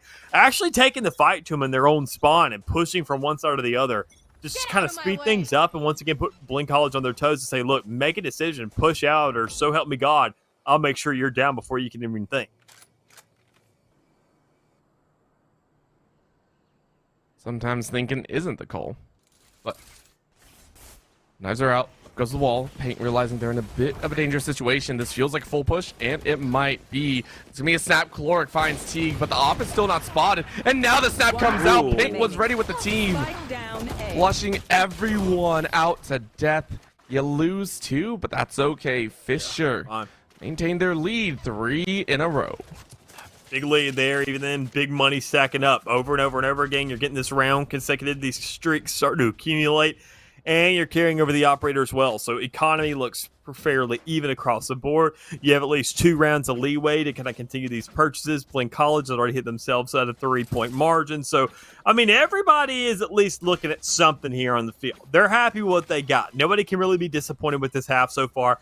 Both sides have done great in their own regards, but even then more so Blinn College, I guarantee they're looking for a little bit more because things haven't been all that hot. They haven't really been able to figure things out. The only reason that they kind of had themselves an advantage at any point was in those early stages where they found that 1-1, twisted things up, and it was the economy that was giving them that lead. Now, Fisher Navy don't have to worry about that anymore, and even more so, they don't have to worry about the fights because they're just winning them outright because Neptune is holding up the stack over towards that A site every single round. Always good for 2, it seems. Well, you know, it's starting to turn around a little bit. Spaz drops that Viper's Pit after the quick tags, and for how much we were praising the side of Fisher, feels like it's back on the other side. Blinn, more than ready, 2 swung on the same. With the spike being planted, it's going to be at close quarters. Spike planted. However, that plant is noted. Maybe they take a quick spray. Monty ready. It's both on this right side. 1, 2, 3. They walk, and the shorty makes it work, but Paint is more than terrified. They walk out just in time. And this could be dangerous. A little bit of a test of faith here. Tuesday needs to revamp back up. Another wall goes and blinds him out. Tuesday swinging corners. 3 bullets. Oh no, 1. Oh, they see the gun, and Spaz thanks them very much for it. 3K, Monty and Spaz, the duo, pull out the dub.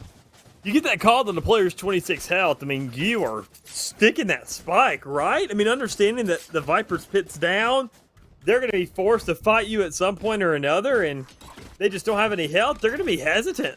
And even if they do get around to getting it, you just know that if you just tap it, that's a free shot. Even around penetrable through a wall, you find at least 26 health. But, I mean, still, regardless, I mean, I wouldn't even be at this point in the playoffs if I was playing, so it's no real big deal. These guys know what they're capable of doing, and even more so, Blinn College knows that they are capable of getting one more round. I talked about Fisher Navy and how well they've been playing thus far, but still they needed another round to work with. And, well, they've done just that. Locking out Fisher Navy now to 8 rounds. This is looking good for them. You got to find one more, I'd say. Make that 7-5. Get those pistols.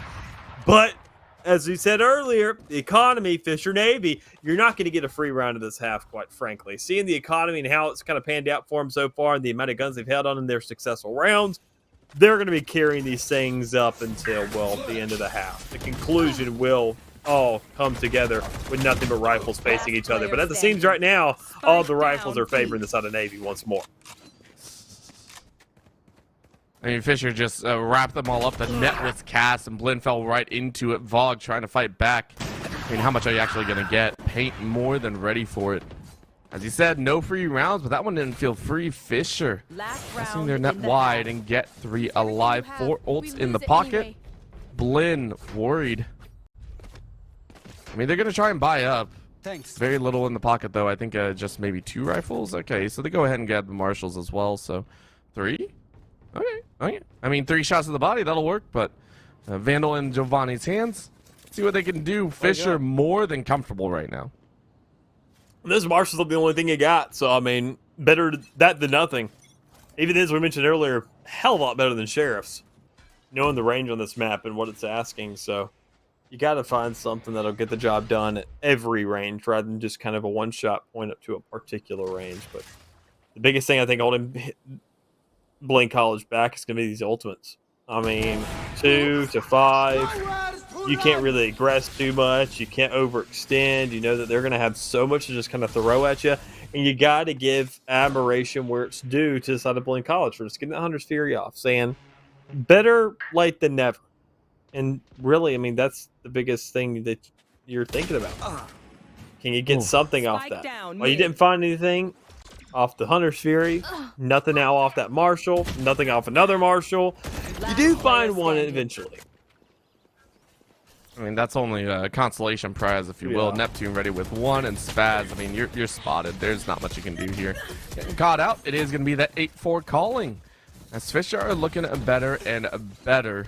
I know you said it was inevitable to get to that 4th game, but sometimes we got to see it with our own eyes, and it's feeling like it. Fisher now on the attack. Hopefully it's better than their attack on Haven, but I think They're even saying the same. We aren't going to have a repeat of game 1. Let's go ahead and sprint our way forward. Let's make ourselves look good in the process. I think looking at this game, obviously another piss around going away here. We're going to see Blinn College look to kind of, I wouldn't say hold these angles to the most aggressive degree, but even then just kind of play around their utility and kind of stack up a site, hoping that will be the right gamble. And with our X-ray vision we have so much luxury of using, we know that B looks like it's going to be that kind of prioritized hit. Whether or not kind of be a Trojan horse here for the first round, a big fake going other way, that'd be kind of crazy to see, but even then, I don't know if that's going to be the case. Already going ahead, investing these snake bites, stalling things together, forcing these players off with a very big setup towards this B site, and honestly, going ahead and making these players rotate with that kind of forward aggressive utility, I think honestly is a mistake. Cypher now doesn't get to use all of his utility, and even then, more so, nobody else gets to really contribute. But even then, if your other players on the other side, Devon, you're heating up. You're thankful. Honestly, take what you can. That guy is a whole setup in itself. Listen, there's a point where you just gotta go, what? Like, really? Yeah, that's fair. Like, what? Why? That wasn't even like a stray extra shot in there. That was 1, 2, 3, and then 3.5, and then 4. That's brutal. Monty getting a lineup here, just saying, all right, my turn to look smooth. But, I mean, Fisher were not ready for that one. They barely got any extra on the back end. Paint's the only one that I think grabbed an extra ult charge. So, feels like one of the worst ways to start off a half. Yeah. Oh, no! No, not again! That's awkward. That's awkward. It could eventually. At least somebody does. I mean, oh my God. Yeah, the 4K is big though. I mean, even it allows probably Giovanni to buy a Vandal if, ever so often, but we already see that Guardian's going to be the weapon of choice there. I think, which is honestly the right answer. You don't want to go ahead and overinvest here. You want to go for maybe a Bulldog, go for something different, kind of get a little more aggressive, kind of play off the back of what could seem doable in the next round, but not seem like overinvesting. And already so much damage done, so many kills surmounted that once again you're just looking to kind of headhunt at this point, get aggressive, see what kind of shots can be given up for free. And with Teague now getting on 3, you're just kind of hand feeding this guy kills to say, look, maybe we can get a Blade Storm. That's not the case. Cut that a little bit early, but everybody else looking to follow suit. Only 2 players surviving on the rear end of that round. A little bit awkward to say the least, but hey, you want it, and that's all that really matters, because you're in a deficit, and rounds means chance.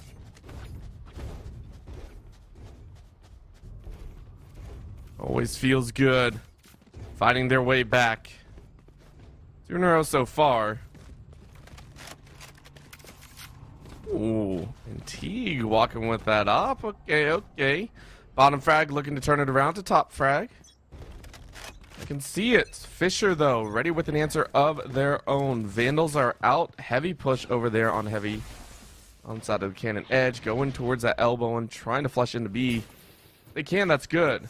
They haven't tested it once yet, so I don't think so. And we get that chance, but Teague wondering where they are. They see the owl drone go out. And the information called paint. Test the waters. Nothing's just yet. Looking for a setup here. Looking for anything, quite frankly. But with the Vandal on the side of the attackers and, well, an operator on the side of the defense, I think honestly you got to look at who's really favored here. And it feels like it's almost anybody's game. Got to look at Blinn College and that operator. Can it find more bloods? Can it find pressure? Can it find maybe an opportunity? Maybe a drop gun? No matter really how it presents itself to you, it's got to just exist. And an opportunity doesn't come with the actual push. Big investment in utility, but still a second hit. Just said this time, a W key sufficing just as much as any dash. And Neptune being your hero. Maybe that's all it takes. And honestly, Fisher Navy, they've proven that, I mean, while it's worked all season, this could be the point where you just kind of built once again. Well, the spike down, 5 alive. Fisher feeling good. Let's see what Blinn can do, though. Again, in their own situation. Couple rough calls. I have to play this one extremely well. Giovanni. You're finding a point of their own, but that is looking like they are going to save one. Just send a Spaz in to Have been fun. Wait for those exit frags, which I Just on a can't spot agree here. with. Maybe. Round given over to Fisher's side. It's going to be happy to do so. 9-6. One enemy remaining. Blinn feeling the pain. Oh, There it is. okay, yeah. Quick tap by Chloric, and only one alive. Well done, Fisher. Keep everyone alive. Slow and steady. Keep crawling up that ladder. Keep on kind of we know the round drill. by round by Stick to your round. See how goals much and we'll closer you crush can it. get to kind of closing out this game. And Fisher Navy, I mean, I like the slow and steady kind of pacing. Sure, it feels abysmal to watch there on a round-to-round basis, but I mean, winning the rounds is what's the most important thing to them, knowing that they were down inside of a map, and that last one was so close, just literally within inside their grasp, and they just barely miss it. So knowing that it just takes an opportunity, it takes a map, maybe whether or not you selected it, to get yourself back in the game and say, look, this is going to be good for fourth, maybe even in 5. But I'm sure they want to kind of go ahead and go for a very quick 3-0 off the back of that last map, and it all just has to start here. But even more so, it comes down to the momentum. Does that start here? How do these kills start to pan out?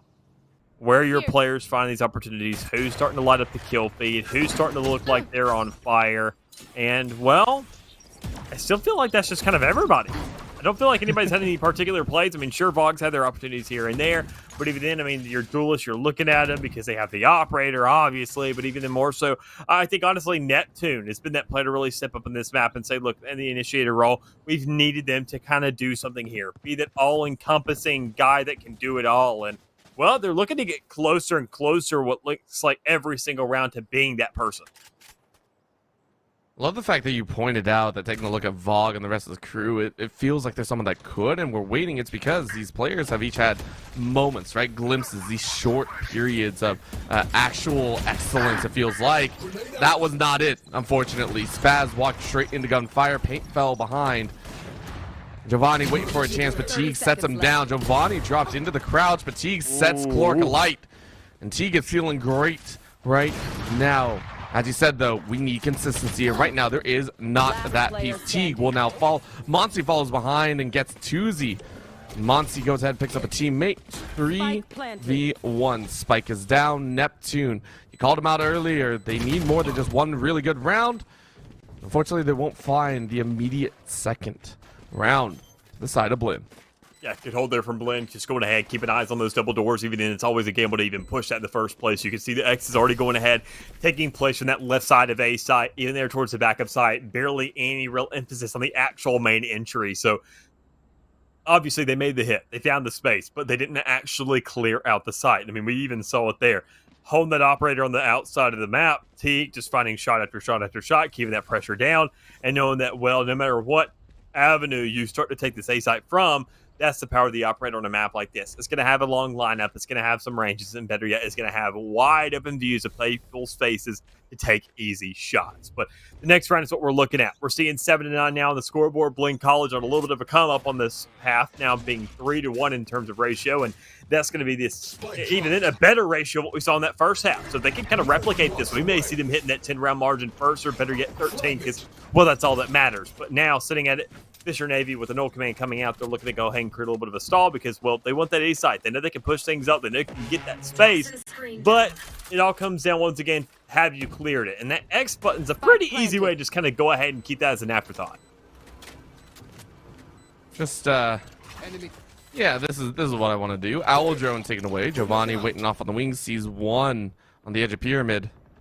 This is a 5v5 that we haven't seen in quite some time. A little bit of poison. Blinds go out. Giovanni completely unsure of vulnerable. Lear and Neptune, though, fire away. Giovanni able to find one, but they lost 3 in the process. Chloric and Pain light them up, and Vogue is the last one to More hold. charges left. I mean, you're trying, but you're getting jumped on. You're not sure exactly where. The taps do not work. Neptune keeps them low, and as you said, Mick, 10 to the side of Fisher. I always say, man, it's not about who hits 10 first, it's about who hits 11. But Fisher Navy, with the kind of flow that they've been having, and even more so looking at the economy on the side of Blinn College and around like this, there's not really much they can do. We could see that Bladestorm have a massive hero moment and just kind of be the spotlight and that kind of opportunity, that cape we see being put on Blinn College's back. But I'm just not quite sure if that's really it. Neural Theft, Hunter's Fury available. A lot of denial here from the side of Fisher Navy. They're going to be looking for these early picks, at least by one player, or looking for aggression, whether or not that's what it takes to get those first picks, just to look to see if those ultimates can be some equilibrium and really just nail this thing home. But slow and steady is the start. Blinn College doesn't really have much to work with. They want to see if anybody overextends, as I mentioned earlier, but they want to see not only if overextension is there, but see if, well, it's just mistakes. See if it's a bad push. Maybe a singular player getting caught out. Something is bound to happen, and they just want to make sure to sniff it out. Spaz is waiting, not going to find it. Neptune clears that one, and because of that, that's immediate answer. Hey, A site should be open. They played way too far up. Neural Theft going to give him information, and the read. Giovanni, though, before getting found out, says, I'll take one with me. Paint, realizing they got to dry up first. Make themselves look pretty. Defenders from Blinn charging forward. Wall will protect him for just a little bit longer, but it is already gone. So, who is going to spot who first? Again, Blinn don't really have an amazing equipment piece to work with, but that's going to be the Hunter Series. Vog spotted, sniped once at 42. Looking for another on the flip end, but Monty says no thank you. Paint dropped quickly. Shockbolt doesn't really find an answer, sprays back through the wall, and that's going to be a drop while you're reloading, and Monty allowed to reload. Are you kidding me? Blinn deciding a huge tractor. Out goes the recon, knives go out, Monty spraying for a fourth. Not going to find it, the final knife. T going to try and help the buddy out, but you line up. Are you going to get it? No, Chloric clutches up. And honestly, trying to bait on Paint's last knife did not work in Fisher's favor. I mean, that's what it really comes down to. You got to look at what these guys are doing. And even then, when you see that spike, you just got to play off that timer. That's the kind of leverage that Fisher Navy will have in this half. We've seen them pushing up with the spike. We've seen them looking for that area. We've seen them looking for the clearance. And quite frankly, they've been very successful in getting that spike down. But it's been the holds. It's been the retake stallings that just kind of been a little bit kind of questionable on their side so far. But when you leave it up to chance like that, when you leave it that kind of close to nitty-gritty, it comes to just making sure that you can force these guys to have to stick it to find yourself some easy picks, which is exactly what was done. So 7-11, like I said, that's that margin you're looking for. And at this point, obviously, off the back of a round 11, you're going to see these guys just kind of press that W key saying, look, let's go ahead. Shores are within the eye's view. Let's just make sure to get ourselves home. Cage triggered. And if they can, Giovanni able to even things up, but Paint more than happy. Slather on another layer. Vog, hard spray, living with 5, and no longer in this round. He was kind of bad, man. Spaz out a bit, finds Neptune on the back end, just kind of wandering. In the 3v2, Fisher feel like they have control. However, Spike still needs to go down. Lear able to find Giovanni. Spaz, last one alive, and maybe you grab the op and run, but you don't even have that chance. Lear with 3. 12 on the board. Fisher looking, as he said, to close it out. I mean, they're at the point where they're just kind of hitting that ebb and flow. If they understand the assignment, they're at the point where, I mean, this is their map. This is their closure. And, well, they're not going to give that one up. I mean, we talk about this team, and I've mentioned it already. They're the kind of team that go ahead and they kind of clock in and just, you know, show up to work rather than actually show up to play. And especially if it's very clear, just kind of saying it's something as simple as win. It's right here in front of you. They're not going to fumble opportunities like that. Whenever it's very far away and looks like it's kind of there for the long run, it's not really within sight, and it's been a very, very rocky road, and they're just kind of exhausted by the point they get there, and their opposition is just that much determined to get over the finish line. Like that last map with the OT and the very, very large comeback that we had to see being surmounted by that school, it makes sense they didn't win it, but something like this, you just can't help but say, look, they have to at least show up eventually, and they definitely have in this map thus far.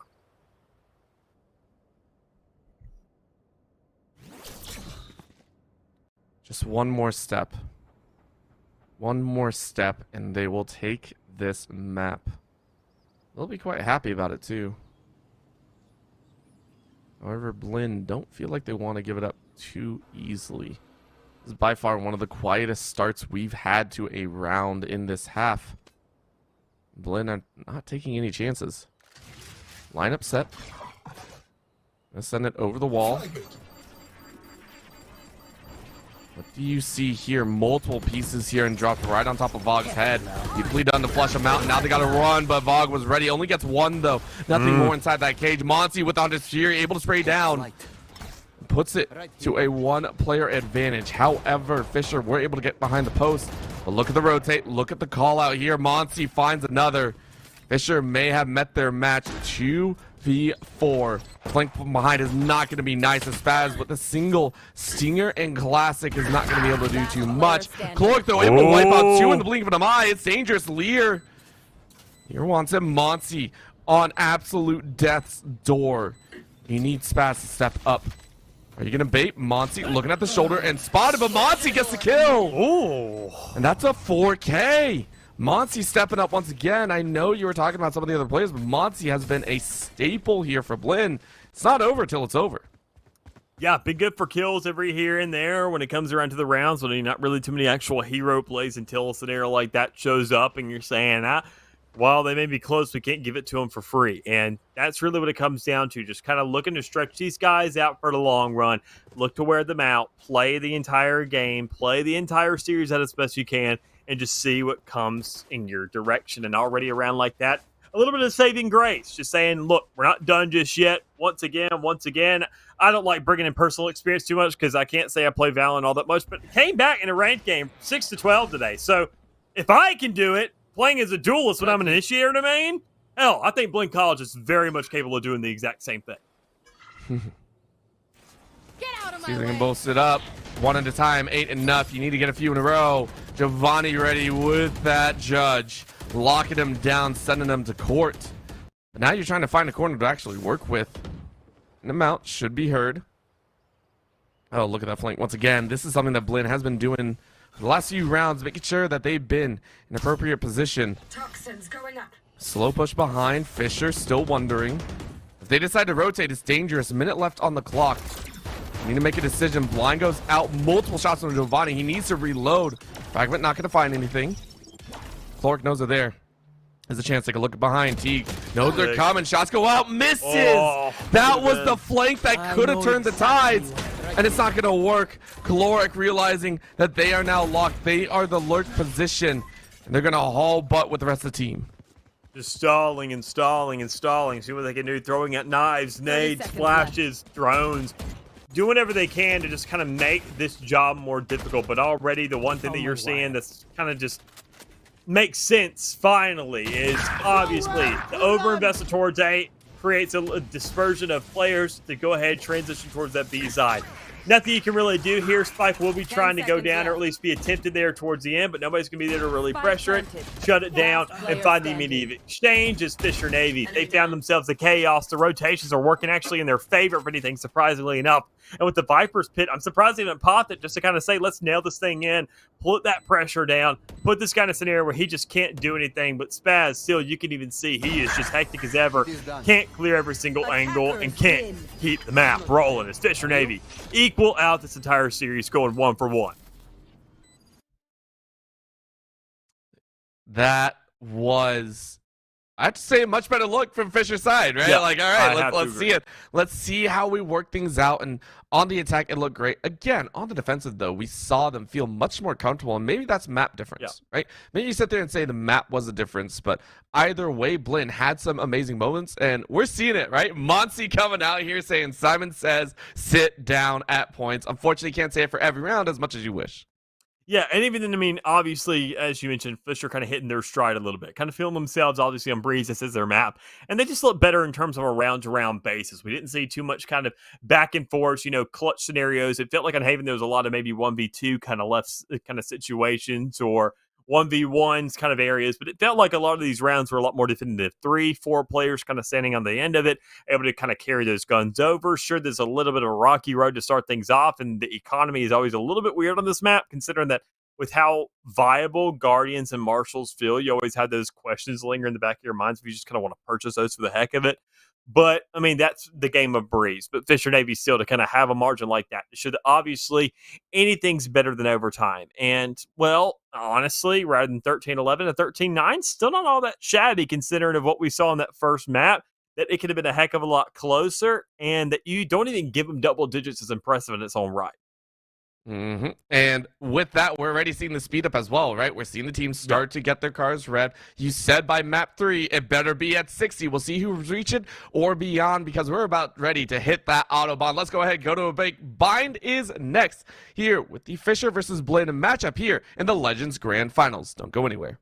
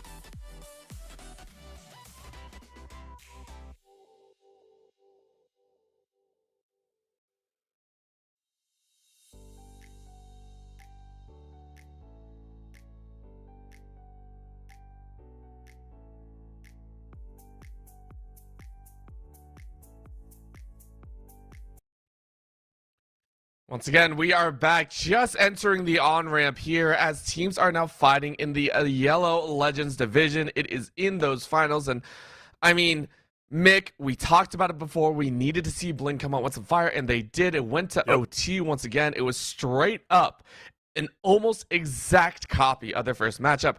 However, we are now pushing the envelope. Fisher upset after game 1, going into game 2, looked much cleaner. But we're right back to the map pick of Blinn on the bind. Yeah, and we're seeing at least something different here. I mean, considering that we're not looking at the kind of tried and true anymore of the actual double OT going in not only the direction of Fisher, we're now seeing it go in the advantage of Blinn and their own map pick. So obviously, as you mentioned, kind of looking at things, obviously kind of following that same exact pattern.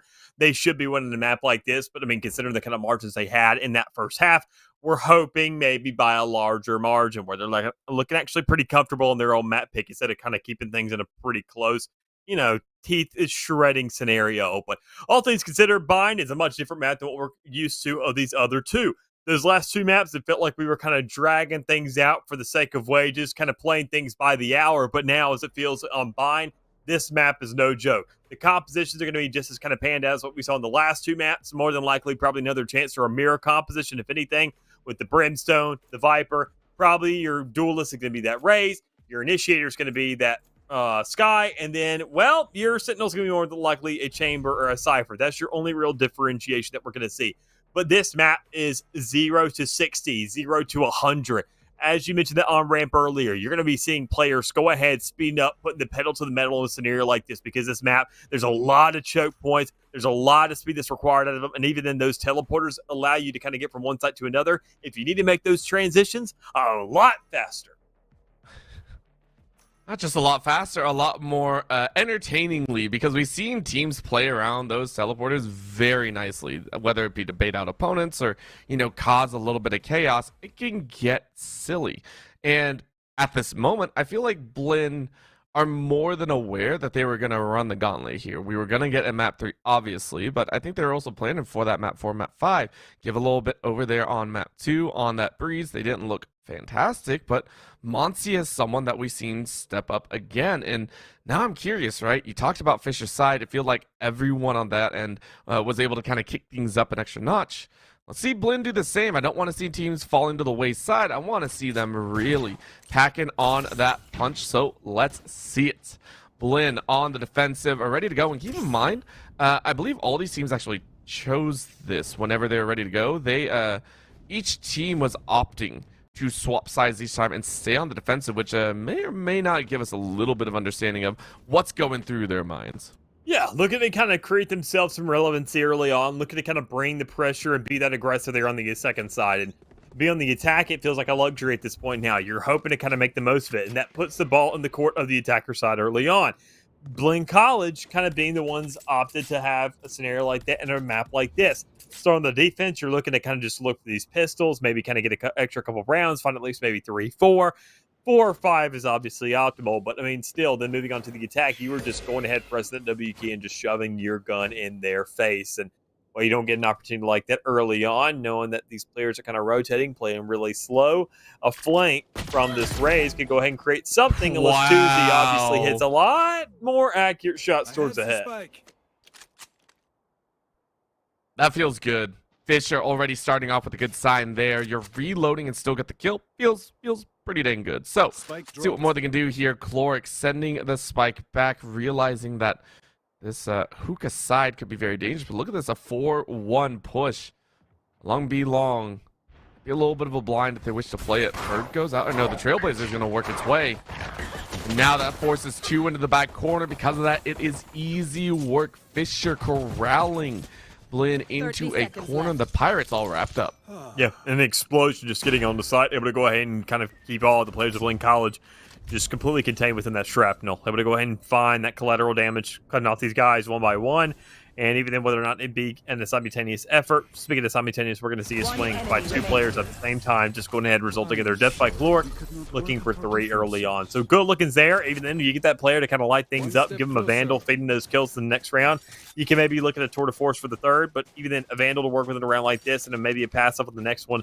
I think that could be the same exact thing they may be thinking of on the side of Fisher Navy, and that'd be a really big chance that they end up actually finding it. But regardless, though, Blinn College, not too much of a purchase. 2 sheriffs on their side, an investment nonetheless, as small as it may be, that will be seeing half armor purchases probably by those same exact 2 players in the next round as a result. But as it stands right now, hey, they can go ahead and shut things down. They can find one of these gun pickups and go absolutely crazy. There's still a lot that can happen, but it comes down to whether they can actually find the opportunity and even in the right time of day to do it, because you do not want to be lining up against these guys over there towards B-Long. I don't know. I love flirting with death. I don't know what you're talking about. I'd totally line up and possibly get my head taken off. I would love to push up in this corner, and Neptune running away realizes that maybe I don't want to do that one. Spaz going to lock that one down on the edge, at least for the time being. And Blinn are saying, okay, we got some information. There's going to be the call to hard rotate over, and once again, it is a hookah hit. They did this last time, and this time they even have a better weapon. So why wouldn't they? Wall goes up, trying to hide Monsi inside that corner. I think they're well spotted. Instead, they push into the weaker side to get 2 apiece. Hey, it's 2-1, and now the rest of Fisher realize they're in trouble. They clear out their own edge, but it's still damage to be done. 3v3. Gun still in the hands of these Fisher players. Obviously going to do a heck of a lot more damage for easy clearance of the site. But the thing is, speaking of clearance, they actually have to clear it. They're going to check every single angle. They're going to hold those mouse buttons whenever they see somebody. And that just wasn't the case for the majority of these guys so far. Already 3 players knocked down.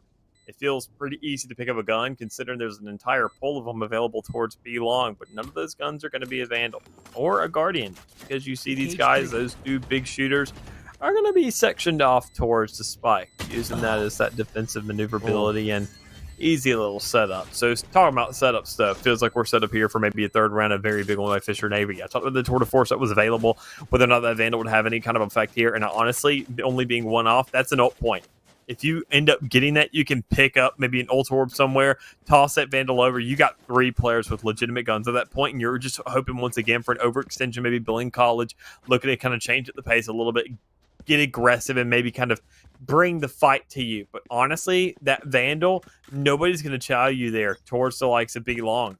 I mean, you're going to have a couple players looking to aggress you, but honestly, A showers would be just insane here, considering that, I mean, it's close quarters. It's perfect for the rest of your team to set up, considering that kind of weaponry they have to work with, and it has an ult orb in it. That's the reason I mentioned those 2 exact spots, but it doesn't seem like Fisher Navy has the same exact addenda.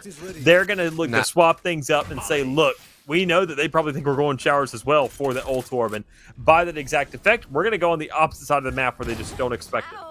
Oh, I mean, that was not expected at all. Giovanni caught off guard. Vog able to trade it back, but Blinn are more than willing to kind of just wait this one out. They say, hey, we don't want to give too much over. I don't think there's much we can do, and Fisher are just chilling, right? Great start here.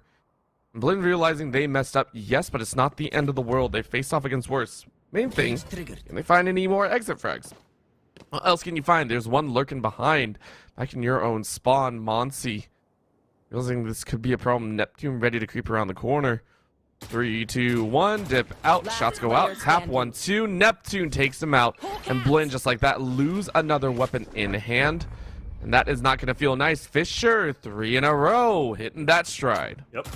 Big start there. I mean, not just 2 on the 1-1 split that we see and big switch up there, just 3 in a row outright, knowing that, I mean, they're just a better team when it comes around to these early rounds, even more so whether or not they be in an advantage or a deficit, they can find a way to win these rounds. And as you mentioned, it all started with that very first pick. We're seeing you're still in the middle of a reload and you still end up getting these frags. What does that say whenever you're ready for these players to be swinging you? And Fisher Navy are showing that, well, that heat up from the second map and showing that, well, it just took us a map to win. It showed us that, well, we still have to have that attitude. We still can't kind of count ourselves out from this.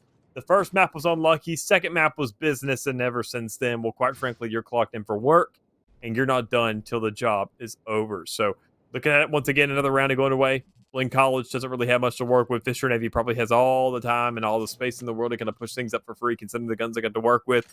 I'm sure they're just probably scared of those judges that more than likely are scattered about. I love Paint. Paint just chilling out in the corner once again.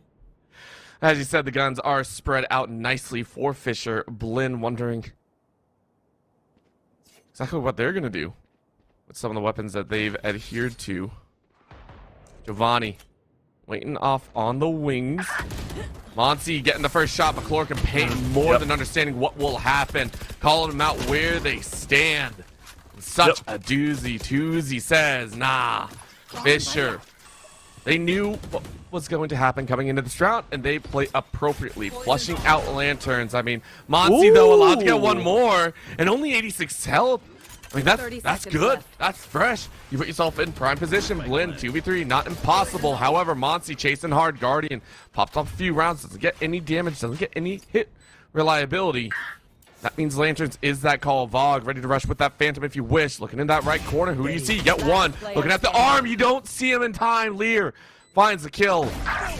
This is a problem. Clork finishes it off. It is going to be Fisher to move to 4-0 as we thought. Still a little bit dirty. Just a tiny bit. Yeah, a little expensive. I mean, after a 4-round win streak, though, and considering, I mean, the majority of those are just kind of upgrades after upgrades in round 3, especially knowing you picked up those guns off dead bodies, you're not really too concerned with the actual result. You're saying that moving forward, I mean, not the biggest deal in the world here. You're looking at 9K. That was on a singular player, being Lear, now sitting at 7,200. Clork sitting at 5,900, has that tour de force in the back pocket. If economy starts to go astray a little bit, there's a lot of insurances here that Fisher Navy has already invested in just with this composition alone. So I think, quite frankly, they're in a good spot for the next, I'd say, at least 4 rounds at minimum. But already Blinn College are the ones that are looking for a little bit of a flip up, looking for something different, maybe a shining light on, because already This map has not gone in their direction. This is their map selection as well. And with the defensive start, well, Fisher Navy getting the optimization to start on this attacking side, they're starting to show that, well, they chose it for a reason. They want to take advantage of it, and they've done exactly that. And you've got to create a halt.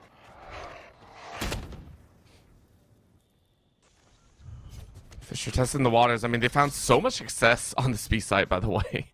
They've had immense success, and that's why Blinn actually feel very comfortable pushing out a little bit further. Like, it's a high chance they're not actually here just yet. So Neptune, sending out a little bit of information, sent the bird out, responded against that boombot.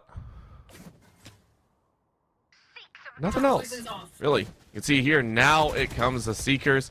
Blinn saying, all right, we found them. 2 went long, 1 went hookah. Smoke comes out and bombs go down. Teague running away as quickly as they can. Poison slowing their entrance, but Toozy says, no worries. A couple shells swinging up. Ooh. Neptune falls on Bog, and the clearance is good as Monty tries his best, but only gets 1. Clearing out that lower side of hookah as well. And I mean, Blinn, they had 4 defenders, and they all got washed in an instant. Fisher had that on lock. Their attacking presence is just overwhelming. I mean, obviously, when you look at this map, I mean, this is the change of pace that I mentioned that they're going to have to look for. They've adjusted to it perfectly. They understand what Bind is asking of them, and they have met the conditions 10 times over. Exploding onto site, getting those kills, clearing things instantaneously, saying, look, if we were kind of struggling on Breeze and still finding success, just imagine what we can do on Bind, where the corners are just that much closer and that much quicker to clear. So knowing that they can finally pick up the pace a little bit, this is the wake-up moment we were waiting for. Whether or not it was on Blinn's side or Fisher's side, we knew it was going to come from one side or the other, and it had to occur on this map. And we've already seen them with Fisher having the leg up, saying we're the ones that got to be on the attack side first, so we're the ones who get the luxury of actually getting to do that pushing over and over and over again. So with the 5th round going ahead, being consecutive for the side of Fisher Navy, and a lot of players 4 remaining on that last round, and Chloric being on a 10-0 spree currently. Blinn College, they have a big pair of shoes to fill if they want to kind of go ahead and kind of stop this Goliath, because quite frankly, it didn't seem like they had too many stones to work with. Nope. I mean, the shoes are not going to be filled anytime soon. I mean, you got to hear a rifle on Spaz. That's about it. Everyone else on Stingers, it's not much. I wouldn't be surprised if they concede this round and just go ahead and say, we'll try the next. I'm also still waiting for those timeouts, right? As you were calling it, Mick, both teams just kind of running through the entire range, just not even stopping. And it's kind of insane to think about. This is one of the, I want to say, larger deficits that we've seen so far in this series. Last time, even Blinn was stopped every so often at about 3 or 4 differences. If it is full 6 rounds in a row, Fisher will have extensive lead, and of course we do expect this one. A hard swing out. Giovanni was ready. Teague, though, fire back, and that's a great start. Hunting in for a bit more of an advantage. Blinn, such a nice call. It had to be that gamble, and it worked in their favor. Now Fisher routed on their own head. That's going to be a little bit of a wide swing, and Spaz was ready for it. Trades out 1 life. That's more than they could have hoped. Rest of the team now rotating over. Plant is good. Fisher need to defend. Most definitely do. Even they need to get kills, and already knowing where a couple of these players are, having ideas, knowing that some are going to be on the rotate. They don't know whether it's coming in from the side of their spawn or whether it comes from CT. It's a 50-50. They can't really afford too much of it because they don't have Sentinels available to them. But Fisher Navy having the 2 controllers, they can play stall time here. That is if they actually stay alive. Problem is, though, you've already seen Toozy being sniffed out. This guy can get a collateral. He can get a setup knowing the damage number has already been done. So it's an easy pin for 1. But the second one, it's going to be a bait over and over again. Whether or not Vogue actually has to stick this. And already being at half, it's going to come down to the tap. It's going to come down to the timing and the shot of a hero. Keep things going and keep the streak alive. You will pay with your life, but that is no consequence for Fisher. You had money to burn. Blinn put on one of the best performances yet, I would say, here in this game, but it just was not enough. You have granted yourself at least are some ults. You have that orbital strike. You have that showstopper. You have that Viper's Pit. These are great denial tools. You can find them. Of course, on the flip side, the exact ults are more than ready to go on Fisher's side, as even the tour de force for Chloric will slow them down. The expenditures leaning towards Fisher's way. At this point, you're just looking for a perfect half. Perfect's a lot to ask for, but well within sight, I'd say. Halfway there. Launching smoke. Sort of force being employed in a round like this. Haven't really had to use any ultimates yet. Quite frankly, don't need to. It just feels like a little bit of a luxury at this point. Saying a change of pace, maybe warming up for that defensive side. But as you mentioned, just worry about the task at hand. You hit 12-0, who cares? You just win a pistol. You don't even need to use a legit gun. You can just kind of close things out. But regardless, though, sitting 6-0 on the board, moving things along. Orbital Strike, Showstopper, Viper's Pit. All the lights here inside the arsenal, but the one thing that isn't available is going to be a player. A life. And another one being knocked down. This could be something where we actually see Blinn College get something to work with, but with Frags going underway, feels like these exchanges over and over again are just looking hot, and we never really know what's next. We do know his blood is going to show here. Blinn. They get a chance. They're both rushing from the spawn. Spike planted. So Vog is going to go low. Are they going to split high? No. It will be 2 to try and push. And that's going to be the idea. Caloric on low HP. 4 HP. Still firing away with the 2 to force. Has a few more bullets in hand. Call goes through. Showstopper. Paint. Ready on the edge. Information granted. If they do decide to swing that corner, they can make it work. But Vog clears out Caloric, and that's a problem. Paint never actually got the Showstopper. Shell goes out. They're just going to hold it. It doesn't matter. Paint shells don't do anything, and Teague finishes off. Yeah. I feel a bit of a mishap from Fisher as Blinn are allowed to take the site. Yeah, I mean, just a big opportunity. They already Fisher Navy. They lost way too many players. Kind of that lurk, that big default split that we saw going towards the start of the round. I understand the kind of need to go ahead and take attendance and figure out where all these players are working. But, I mean, you've been so explosive this entire half that you just need to dedicate to a site. You've been winning gunfights, so just nail that in. Don't give Blinn the opportunity to actually fight you and take the fight on their terms. You just got to keep on really nailing this thing down and just showing that the pace of the game is yours to control. But win or loss, finally a switch up, showing that, well, Blinn College will have full money to work with for all their players.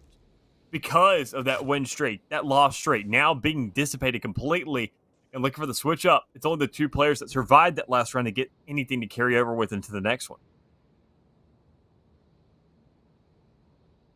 Looking for that pixel angle here. With a hard stack, I mean, this is one of the times to do it, right? I do believe Fisher, this is one of the first times they're actually attacking or full attacking from this side. But the Seeker's going out. It's just a quick tap. Giovanni not going to have some help. In goes the Orbital Strike. Paint finds their death. And Giovanni gets a kill from the grave. Both raises are gone.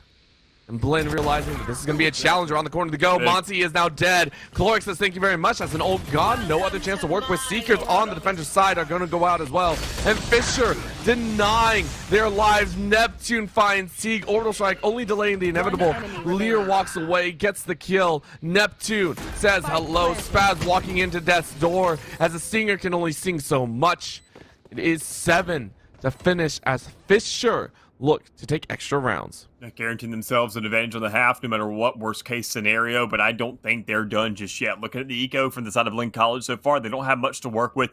Their purchases are looking pretty iffy. 2 players don't even have more than 2,100. They can't even afford a Guardian with their actual money if they didn't want to stack anything else on top of it. So considering that you're looking at an eco here for Blinn College once more, the kind of back and forth system of their purchases are going to start going underway once again. And you're just going to see this problem sort of accumulate more. Fisher Navy, they just can't play that weird default like we saw earlier. That was what gave up so much. And if they just kind of want to nail things home, don't give up your defaults. Don't kind of understand and try to play this game slow and give up some sheriff picks. Just push the site with your team and overwhelm these guys and show them that they shouldn't be given the time of day.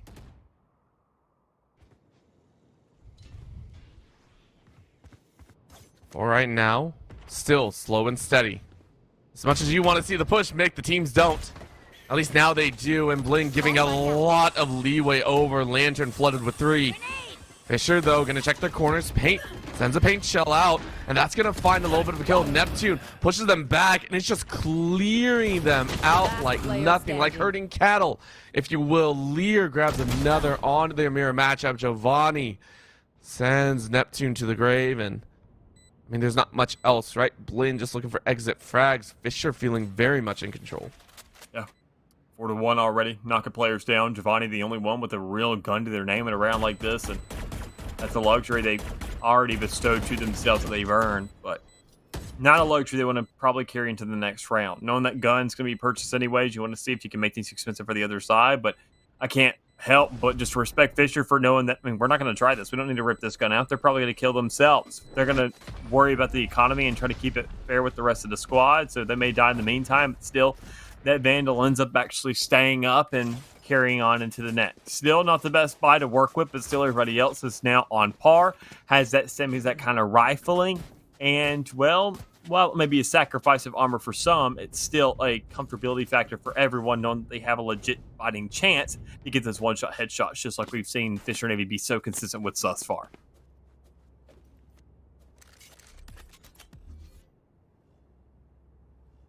Taking a look here. This feels like one of those last-ditch efforts, right?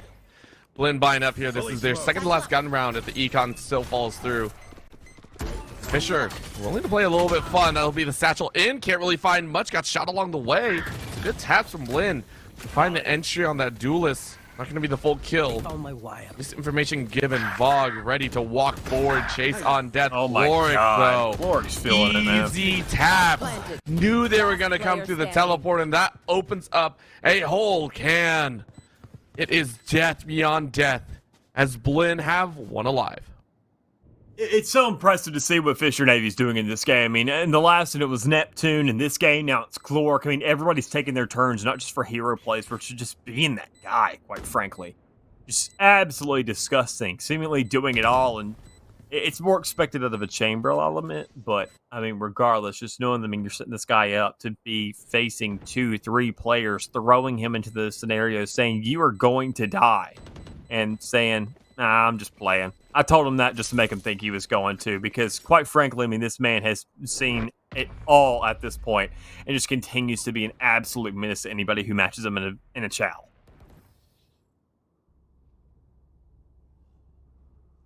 Just kind of watching here. This is feeling quite rough. By the way, I still love all the animals sitting around. They are very entertaining.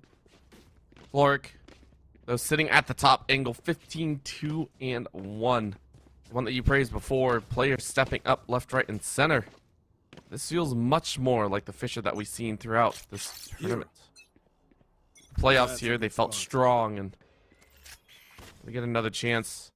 Maybe to even batten down the hatches in Sunset. That'll be a whole other can to work with. Right now, though, want to get this 10th. Put themselves in double. Even crazier. 4 stacked on this edge. This is going all tried and true. However, this time it's not hookah rush. Go ahead, bounce your way. Lear looking away. Making sure they don't get blinded out. Lear bounce a little bit more. Now the smokes go down. Paint gets one before falling. Tiga Monty finds some before the clouds come down. And with the smokes down, it actually covers their retreat. However, Blinn still need to make it happen. The rotates are not going to come through just yet. Planted. One on the far back side by the fountain.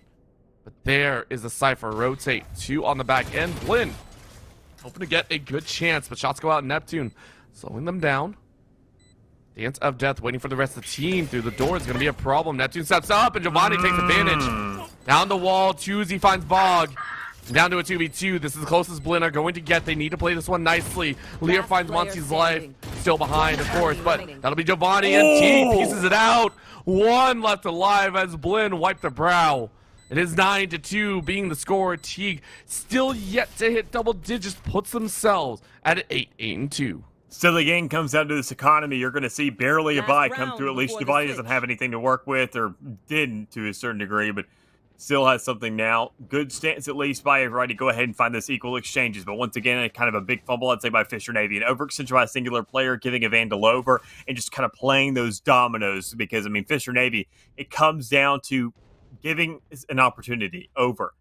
I mean, really, they have choked out this Blinn College over and over and over again in this map thus far, but it just seems like a singular gun to the right player will open up this entire map. And obviously it's been Teeks, who just has been a duelist in the past map. And a map like this, though, now switching over to the Initiator, but quite frankly, doesn't matter just yet. Talking about initiating, we're pushing showstoppers into spawns, losing initial players, but a lack of priority of targets leaves you only going for the Viper. While Tuesday has had an outstanding game thus far in terms of KD ratio, it's still just right behind Cloric, and that's the guy you really want to be knocking down. But regardless, you have 2 ultimates on both sides now. Now the one belonging to those impact players. just comes down to a battle of wits and grit of who can get that spike down, and really how well can you really deny it, because that showstopper needs to come out. That orbital barrage needs to be used. That sorry. Goodness gracious. Neural theft, I think. Right? Neural theft. It was stolen right from my mind. It was stealing from my neural. But all things considered, the Seekers as well. Here. It's a 2v2 kind of scenario that you're looking for of understanding the post-plant and the actual pre-plant. And Fisher Navy have both ends of the coin. Blinn College, I think, are only looking at that retake, and that's a big drawing factor for them. That is only really in the playbook now. What has to be reactionary. 30 And Fisher seconds Navy, if left. they cut those players down, they don't get that chance.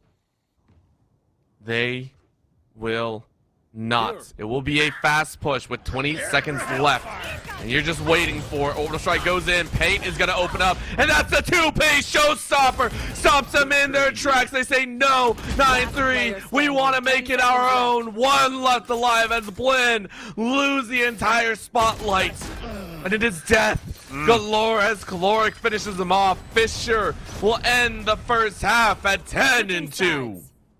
I mean, another 10-2 right here. First one that we've seen. We've seen a lot of 9-3s and a lot of kind of hints leading to that area of the map, but still 10-2, that margin we were thinking of and that we were seeing kind of in our imagination, now actually coming to life here for the side of the Fisher Navy. And I mean, rightfully so. What we've seen of an entire start of this team, considering they started off 6-0, you're expecting, all right, they should have kind of gotten it sooner, but still, regardless, they make sure to close it out. And they make sure to find it better soon than never. And honestly, on a map like this, it's the pacing that really plays in their favor. Sure, you have Caloric going 17-3. Sure, you have Tuesday going 12-5. But that's not what it comes down to. It doesn't come down to the fact that of how well a singular team is playing. It comes down more so to how the pacing is working in their advantage. And this map of Bind, which is Blinn College's selection, is now really starting to eat them alive. Shots galore, chances abound. Tuesday playing inside the smoke. Still finds one. Are you kidding me? T able to get some retribution, but still feels really, really bad. I mean, you had the look there.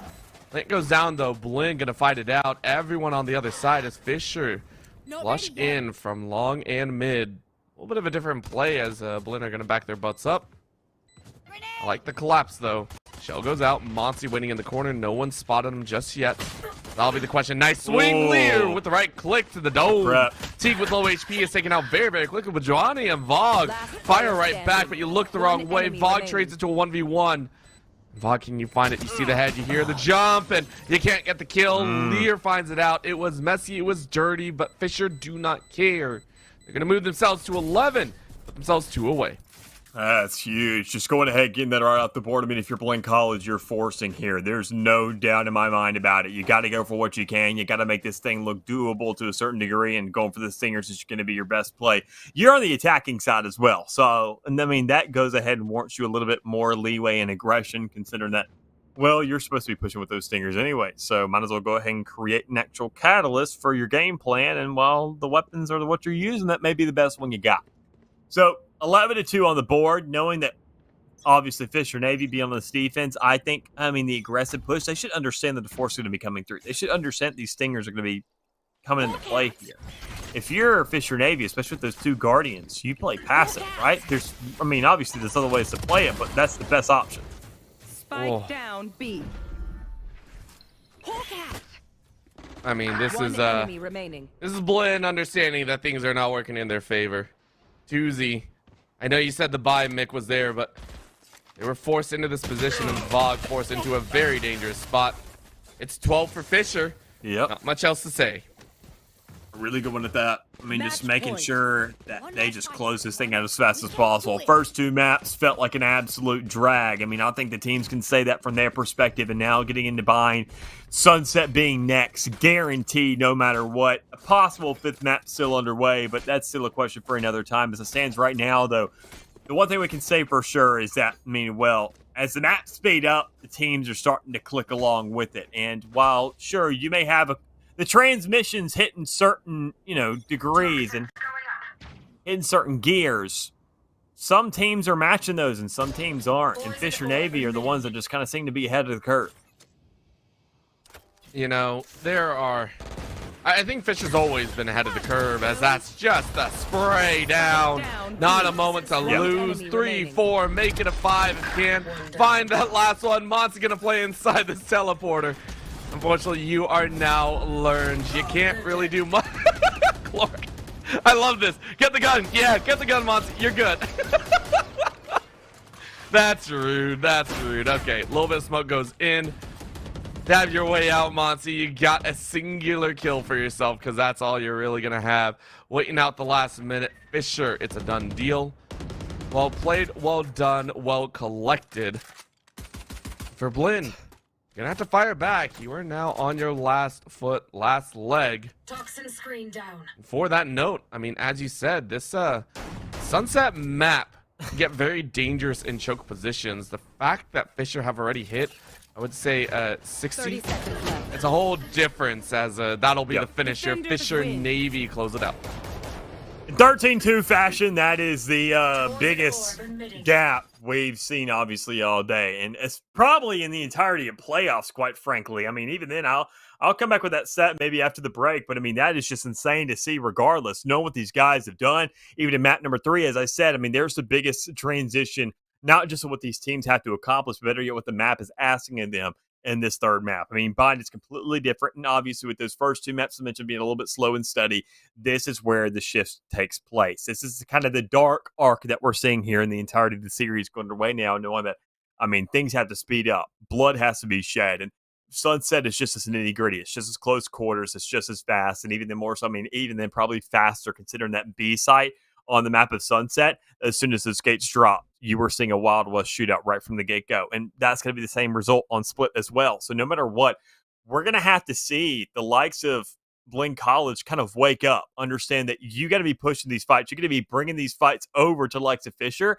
because they've obviously met the quota. They have now done what the maps have asked of them. They are now kind of clicking and they are rotating at the appropriate speed to kind of keep up with this game and set their own tone. And they might not start on the attacking side every single half from here forward, but no matter what, they have at least momentum to start off with and to show you, well, that's a big slap in the face. So it's not about how fast are they going, but how much did that specific map slow you down?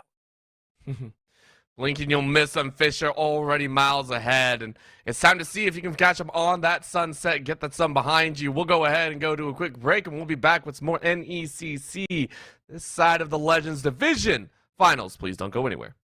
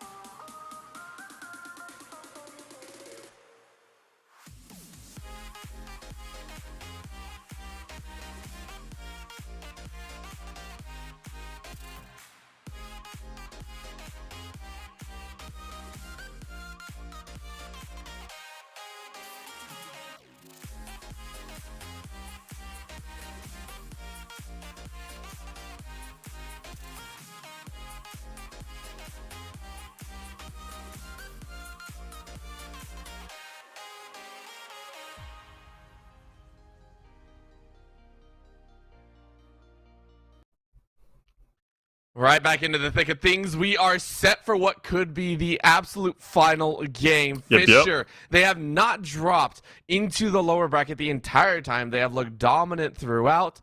And they're looking to have this rematch going the same way as the upper bracket quarterfinals. Blinn on their last leg. We are going to Sunset. If you have not seen Sunset, get ready to get the quick draws out. We are going to have blood from minute one.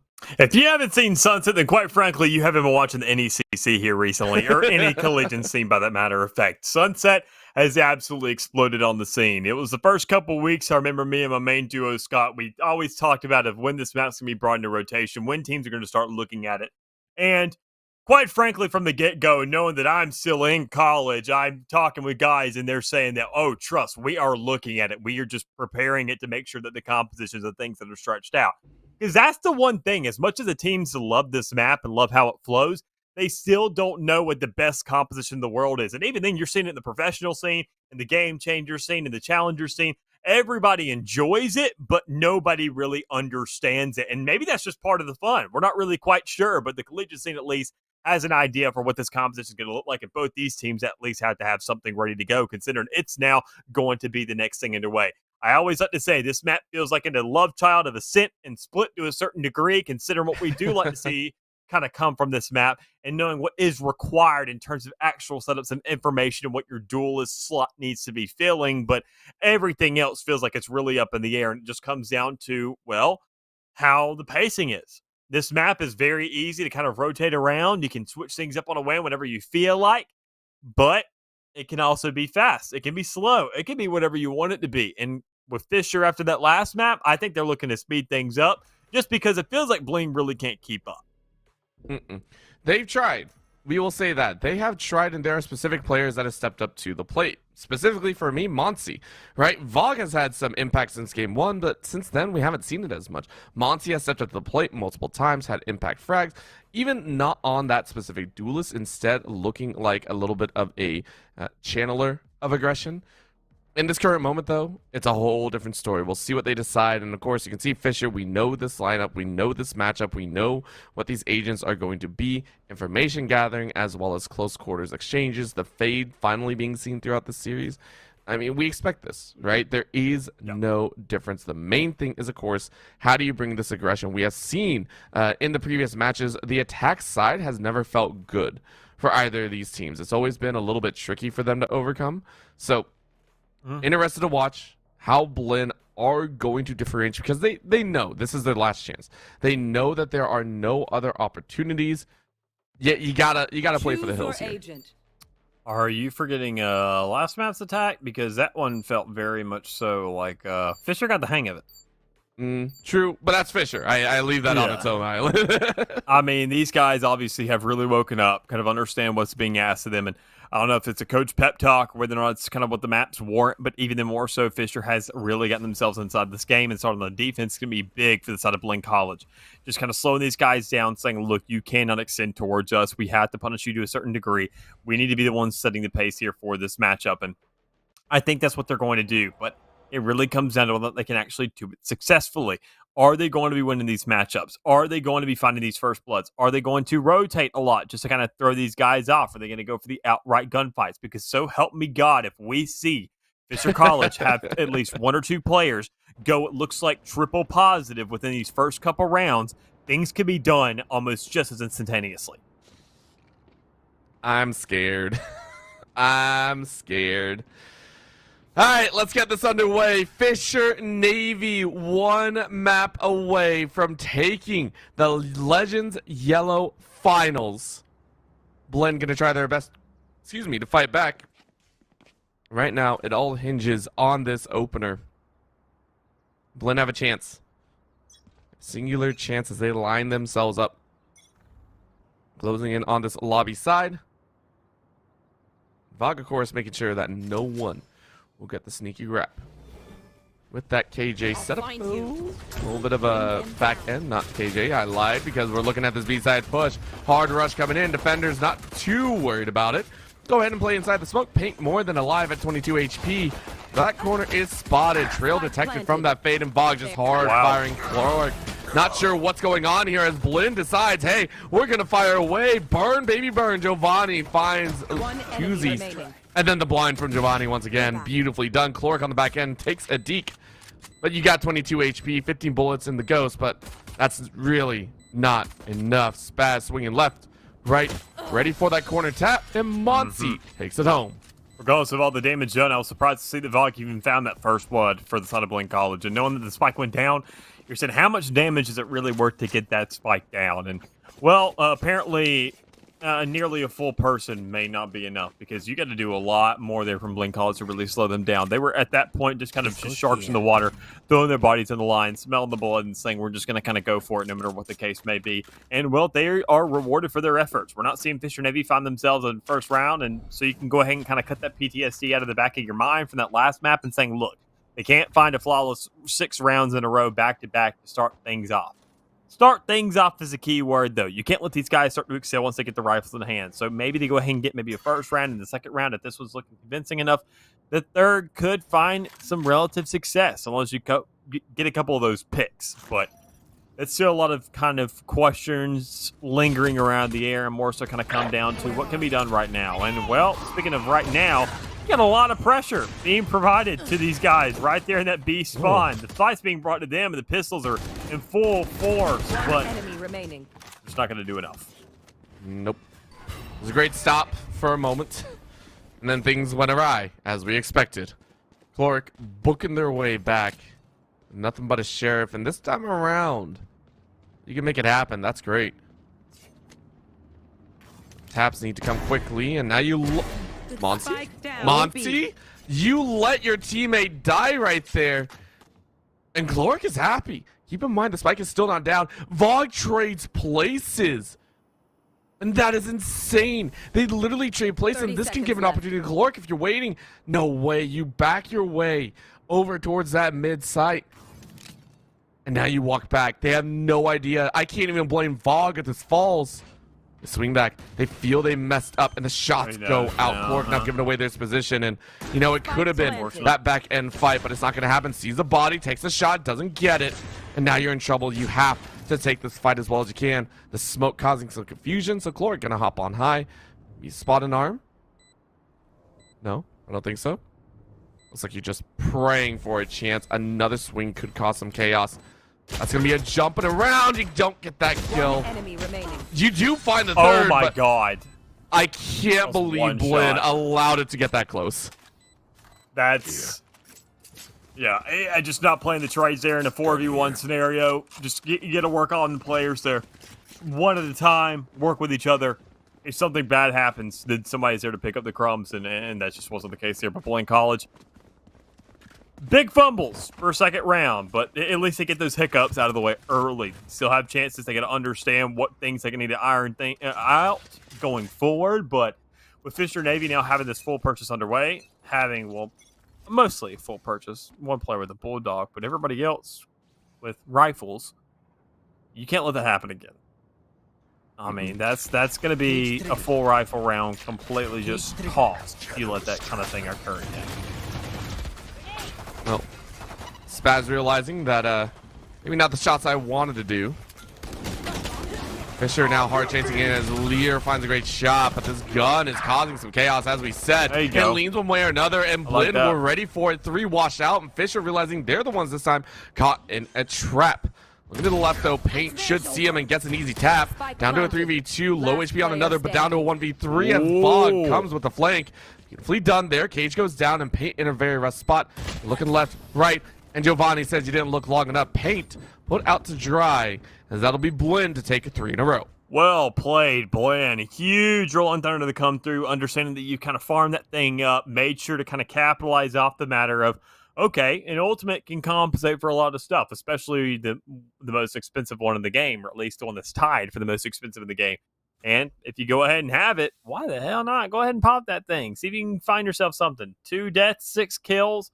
That's more than enough. Go ahead, maybe farm that 1 orb, and you got an ultimate to work with in round number 3. I talked the tour de force in the last map of what could have been done with Cloric, and especially if you get that player, that gun, early on against the rifles. But a Rolling Thunder does just as much because, well, you can kind of shoot back, but you're not really completely shooting back. And it makes it very easy to win those gunfights and find those easy upgrades there for Blinn. So well read by them. Neural Theft now on the field if they want to kind of follow up and do that once more. But they've now forced an eco on the side of Fisher Navy once more. So you're not really too stressed for the results of this round. You're just looking to play your game and hit your shots.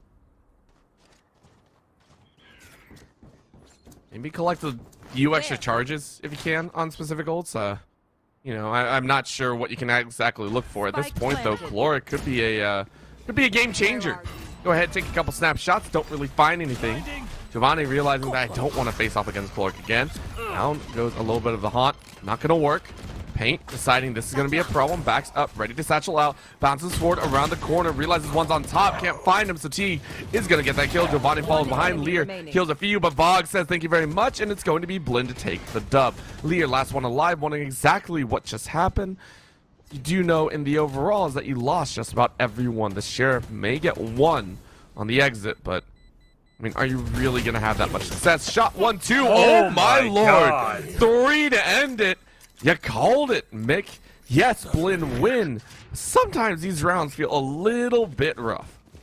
I mean, it's another round, once again, where they just win by a small margin. 2 players alive instead of 1. Sure, they're kind of holding on to these guns to a certain degree, but still, they got to make sure that that economy isn't looking like it's in shambles. And a couple players have held on to a good bit of money, so they're not really too stretched for cash right now. But I think, honestly, I mean, Fisher Navy, looking at the stance of what they got, they are capable of turning this game around at any point in time. But it really comes down to Blinn College, and they've had great efforts so far. And now with that kind of Nightfall ready to go, and just using that if they feel like kind of going for these decay plays.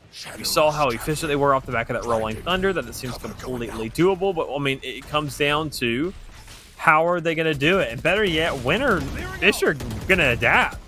We see this B hit over and over and over again, and it just feels like Fisher's never really ready for it, and they always want to play for the retake, but yet it never really works out until somebody, say, finds maybe 2 or 3 all together in a singular go. One singular go or just one massive firefight. Everyone is spotted pretty much by both Nightfalls. Just everyone's minds are tethered. No one can hear a dang thing, and that lends itself to Paint. Having a fresh set of eyes. Beautifully shot. Beautifully picked up Neural Theft just to find the last. And, I mean, wasn't even necessary. Just expend everything, though, to get yourself a lead. Fisher put the first on the board. The difference of that last map when we saw that so many rounds were accumulated for the side of Fisher Navy, just like kind of what we were seeing starting to really build up for Blinn College, was that Blinn in that last map of Bind didn't really have too many kills across the board, but yet still in this 1-4 stance, it seems like Fisher Navy, every single player has contributed, every single player is looking to keep themselves relevant in the KD, and you see also ultimates being available. Blinn were kind of starving for those for the longest time because they were just dying over and over and over again, and by the time they even had some relevancy, even farm the ultimate points, which they were on the defense, they didn't have the opportunity to do that. So they were just kind of sitting at, well, we died 6 times in a row, and we only maybe have 1-2 ultimates to work with, tops.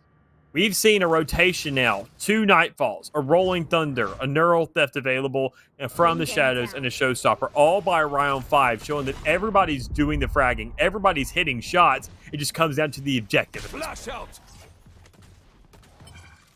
That was a painful one as well, but Paint more than happy to take that kill off the hands. And Blinn, realizing they can't be fought inside of B, and honestly, one of the harder rotates over towards this A side. This will be very interesting, right? The force rotate. Blinn not excited about it. They don't really have any prep, and with Fisher fully spread out, I think this really works in their favor. I like this setup here. Fisher making the early call to take that chance. You're wondering exactly where they are, but I mean, what more can you have, right? This is as quiet as it gets. In comes the util, in comes the pieces as Lear is locked down, can't really spot anything. You did your job, you have the camera, and it's not taken out. Finally eliminated.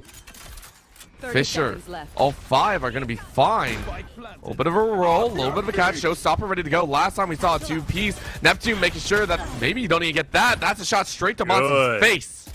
And Blinn are now corralled. Giovanni wondering what just went wrong. Vogue able to find 1, but you need a bit more because you're marked for elimination.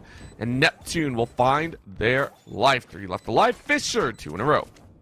A good stance for them. I mean, obviously, we saw eventually that they were going to start winning some rounds here. I mean, Blinn College just kind of barely winning those rounds that they did, at least the two that was after the, the first and the bonus, or the fourth, better yet, that you see that, well, they just haven't really won them by a good margin. That they were kind of really close. That Fisher Navy always had a chance to turn these rounds around when they felt like it. And even then, when they didn't win the rounds, they were looking like they were trying their best to do so, and by a very close effort. So now sitting at 2-4, you're saying that, okay, the pistol round is the only real difference now.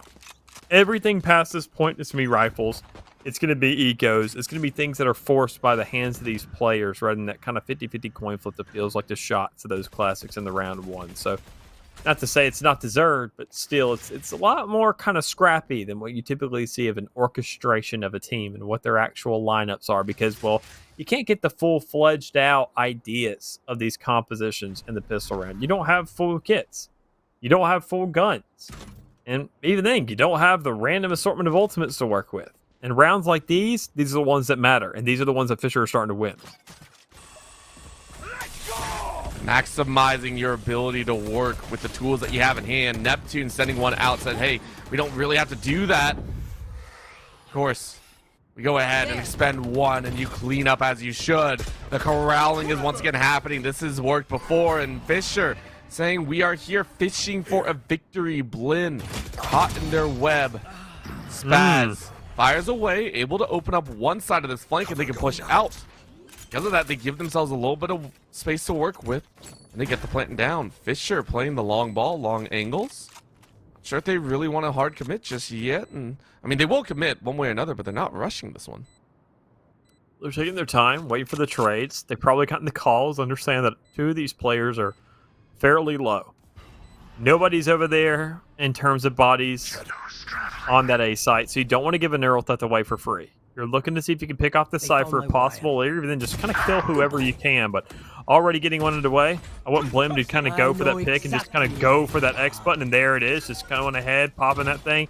Understand that now I can kind of spray through the smoke, but even then, with time ticking down, it's just a form of denial and a form of stalling, because that spike ticking down, getting to the last second, there's no time to really get it done anymore. You got to go, and you got to save onto those guns, better yet, which is huge for the likes of those two players that were basically dead for the majority of that round at Blinn College. Surprised that Fisher Navy didn't want to go for that a little bit quicker. I think maybe just not as confident, right? In this current setup, it is, even though they picked it, I feel it's not exactly that, oh my gosh, things are going to go perfectly our way. So you know what, take it slow, take it nice, take it easy. Penguin saying, even I want to get on the action, taking a look at the car, saying, hey, maybe we got something here. But all right, now the Sloth answers back, nah, take it easy, take it nice, let's go ahead and watch the action. 1:30 on the clock, just like usual. Fisher Navy gonna give it their best shot to try and get a lead back. The aggression from Blinn, though, matching a little bit of what Fisher put down last time, trying to extend their lead on this attacking side. Looking for any leeway possible here.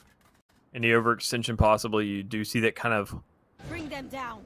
I would say, default towards that A side, but now legit actual push right up the get-go, looking to kind of fight towards main, seeing if they can force any players back in a very well-placed tether. Going ahead, denying these guys, not really giving them the leeway to push up, and I would say a burn showstopper. Sure, you find the space off the back of it, but it really comes down to what do the rest of the players do. With a big execution coming around at this site, seemingly just suffocating players. That's what I hate about A site. You gotta just tuck yourself in a corner and get surrounded, and it always just feels like you're inevitably going to die. I wonder if that's a feeling across most angles in this map, but I get what you're saying here. You gotta tuck away, pray that they don't spot you, and maybe walk a different direction. Current moment, though, it's one left alive.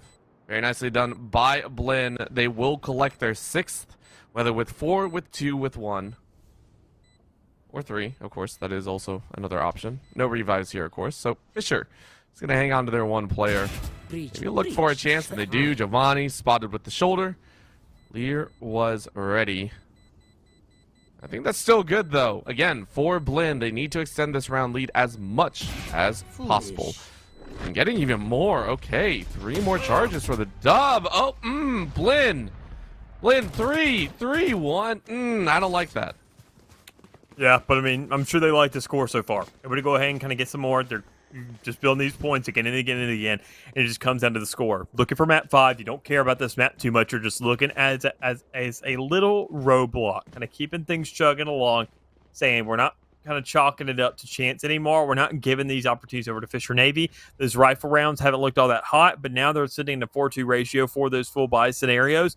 And now showing that, I mean, kind of putting Fisher Navy on the back end of these buys, showing that now we see that kind of eco, full buy kind of scenario. That back and forth is going to prove to them that, I mean, for the rest of this half, that's only essentially 2 more runs they have to win, not 4, because the other 2 will be ecos, kind of seemingly given over. Looking at this push, it seems that Blinn are more than ready to continue their trail of killing. I'm currently set up. It's going to be a little bit of toss up, high and dry. No one really in sight. Fisher willing to give space once again, and some around they're playing this one a little bit more in a controlled pace. They know they can't afford to give up another opportunity. That's going to be the call. A very nice find as Neptune fires away. 1-2 and a possible third, but Lear makes it difficult. Teague wondering what just happened as they die behind. This is a round of destruction and chaos. Blinn started up, but Fisher closed it off. That's a big thing for them. I mean, now hitting that 3rd round margin, making sure locking out 9-3. That's all Fisher's looking for at this point now. Sure, Blinn College sitting at a 6, kind of guaranteeing that even half no matter what. Fisher Navy's eyes are just on saying deny, deny, deny. Make sure they don't hit 7. Make sure they don't hit 8. We're not worried about climbing. We're making sure about locking them out because we saw Blinn College attacking side in that last half. They didn't get a chance. Quite frankly, their bind attack didn't exist just because of how fast Fisher Navy were able to close that thing out. I must wait But a now it's the opportunity where they get to wake up and say, look, this is what we're made of. This is our attacking side when we have to speed up these maps a little bit more. But this map caters into the fact that it does require a little bit of thinking. It's just not an outright push. But Fisher Navy just want to find relevancy. Slow these guys down, lock them out, repeat what you did on bind, and you should find some closure. But even then, speaking of pressure, you can bring it towards the middle of the map because when you get that read, we know they can take those fights, and that's exactly what they've done to just kind of snatch it up by the toss. I love the way you pointed out that it's going back to that bind feeling. Fisher just want to get that kind of reactionary pace down and get back in control. And it goes back to even what you were talking about back in maps 1 and 2. Blinn, when they won map 1, it felt dirty, right? They weren't getting these wins clean. They were losing members left and right, and that's how it's been in this map as well. So Fisher looking for clearing everyone out perfectly. 5 alive, and Vog, I think, is spotted. I mean, there's not much else you can do. You are dead. 2Z lighting things up, ready with their own ult in pocket. Fisher are just 2 away from tying up this half. I think another big thing that we can go ahead, I mean, you mentioned that first map of Haven. That's another thing that kind of, now thinking back to it and looking at the stats and how things were kind of laid out, another big thing about Haven was, well, your duelists, remember, both of the duelists, both of the Jets were at the bottom of the leaderboard. We're now seeing somewhat of a rainbow effect going on here with 2 opposite ends of the coin, kind of a mirror effect here on the scoreboard now, where we see that the, obviously, duelist of Fisher Navy, Paint, is sitting at the top. Meanwhile, Teague is sitting at the bottom, not able to kind of play that Jet up crutch scenario that we see out of, you know, when Jets are slacking. That's not really an option for a raid. You're running a judge if you're not looking all that hot, and you're relying on your satchel prowess. That's not really an option here, though. You're just looking at just raw shots being taken by Fisher Navy, and they're kind of feeling themselves and actually hitting those consistently. Because as I mentioned earlier, they're just worried about locking out rounds, not really accumulating them for their benefit. So already hitting 4, finding maybe 1 more. Blinn College invests in the Rolling Thunder, going right back towards spawn, looking at kind of overpressure towards the CT side, and not really surmounting to much. You got to keep your eyes towards that market with the showstopper on the return. You know the guys are going to put that pressure on, and already kills are going in the direction of Fisher Navy to just kind of close this out, play for the trade, and go for the DGs as fast as possible. Oof. This is an entire role reversal. What happened in the earlier? Like Fisher slowed up on the Autobahn, and we're like, we're okay. Blinn started to come up in the rear view mirror. And Fisher went, nah, we ain't letting this happen. We are getting into the last round of the half. Fisher and Navy on the cusp of putting down a net 0 half. And that should scare Blinn by a mile. This is going to be painful. Looking at the budget buy coming out here. I'm guessing util is low. At least they got the guns. Giovanni swapping things out. Weapons picked up. Stingers abound. Fisher ready to swing. Eyes open as it's a 3-2 split. A little bit of a dance towards this B side. The harder rush. Dora is dropped down. Teague ready to break it through. The rest of the team from Fisher realize that they have got to start moving. They know it's on a B, not an A side hit, so they can rotate around. Let's go ahead and collapse in. Blinn still kind of wondering. Again, they know that someone's on their backside. How near or far, they do not know. This is their one chance. Can they break in? Currently populated. A little bit of a sight line. Teague hugging that wall. They're going to send to the back corner. Lear spotted out here. Going to eat that damage. Not too much, though. Tuzi ready to swing. Open they go. Neptune ready to fire. Gets one. Tuzi follows up. Monty gets a single kill, but Lear is going to get that. That's slaughter. It's done. It's over. That's a It slaughter. is quick as you can be. Fisher end this half solidly. Switching sides. It's the thing I was talking about. I mean, I just said you had to look for 5. You needed 4, maybe. I mean, 3, 4, that's kind of where you're saying we're thankful. 4 or 5, you're saying, all right, we're chilling. Then you leave it at 6, 6. Especially after that start, you're saying, yeah, the pistol's really the only thing that's got you up now, huh? And, I mean, Blinn College, they're just thankful that they found that, quite frankly. You mentioned it earlier, coming up on the rear view. If you're not on the attacking side, you don't even get a turn to drive. That's really what it comes down to. Knowing that you're on bind, keep in mind Fisher Navy for that entire half when they found themselves in a 10-2, they were on the attacking side. They set the pace. They were the ones that opened up that map on that side, and they never gave Blinn College a chance to breathe. Now that they actually found relevancy, they get to set that tone once more. Blinn College, this is where the pressure really starts to kind of put really just well up on your chest, quite frankly. If you don't figure it out now, this pistol round is extremely important. This is that kind of 50-50 where you can actually win things out and find yourself a chance to just open things up and say, we can kind of continue something here. Cage triggered. Problem is, though, if you lose this, Fisher Navy, they get the guns. Afterwards, they're going to bring that same amount of pressure, but you don't know in what kind of regard, considering that Sunset's so easy to rotate them out. Guns afterwards, full kits, you don't know what they're going to provide. And that's terrifying for Blinn College. Know that they're already down a map, and this is series point. Floric getting one at least. This is a good trade. Fisher That's not ready. on the back end, though. With Nightmare out, Neptune currently in the dark. Rest of the team from Blinn flushing in. Remember, their defense has looked good at points, but look at that Lear. Wraps it up nicely. The guns are out here as Blinn realize they are in trouble. They're going to tap on, but I think you're only going to get half. You have to hop up. One enemy Arm remaining. is what? Lear? You allow that to happen? It's on half, by the way. It's half. You got to fire and you get the kill. But man, that was way too close. It went back and forth, back and forth. Blinn, though, almost coming away with the pistol win. Big Sanso there for Fisher Navy to go ahead and kind of clutch that thing out. As you mentioned, I mean, it was way too close to really call for comfort, but even then, it's a pistol round. It's what you expect. It's not any round where you're saying definitively a lead on one side or the other. Anything can happen on a pistol round. Nobody's really buying full armor. Nobody can, quite frankly. And you're just going based off your wits. You're saying classics. Do I go for the headshots? Do I get closer and go for the right clicks? They're fierce. There's a lot of different questions you're asking yourself, even about your own gun. But now that you're at a point where you can actually purchase those, and we see the Phantom and the Vandal being purchased on the side of Fisher Navy, they are looking to force this thing up because they're not playing for round 2. They're playing for round 3. They want to go ahead and lock things down. They want to play an even match, and they want to make sure to kind of do that fast, and they want to make sure to hit hard with it. Well, Blinn, we're ready for it. Spaz gonna spaz right out of there if they can. Can't get behind their own Last layer. player standing. Their own smoke will not keep them safe, so it's cleaning up again. Fisher, as you said, Blinn looking for that third, but Clark still don't want to lose too many members. Clark, that last shot in, didn't even lose any armor. So happy about that one. But Fisher Navy sitting at 8. Fair. Oh Need about 5 more rounds if they can. Well, I got to say, for round number 3, you don't have something as insane as a Rolling Thunder to kind of just go ahead and nail down that round. But, I mean, you do have an arrow theft if need be. Find yourself maybe a first pick, get a weapon pickup, get the majority of your team working with the rifles at that point, and you can just say, what's next? Where are these guys coming from? What can be done?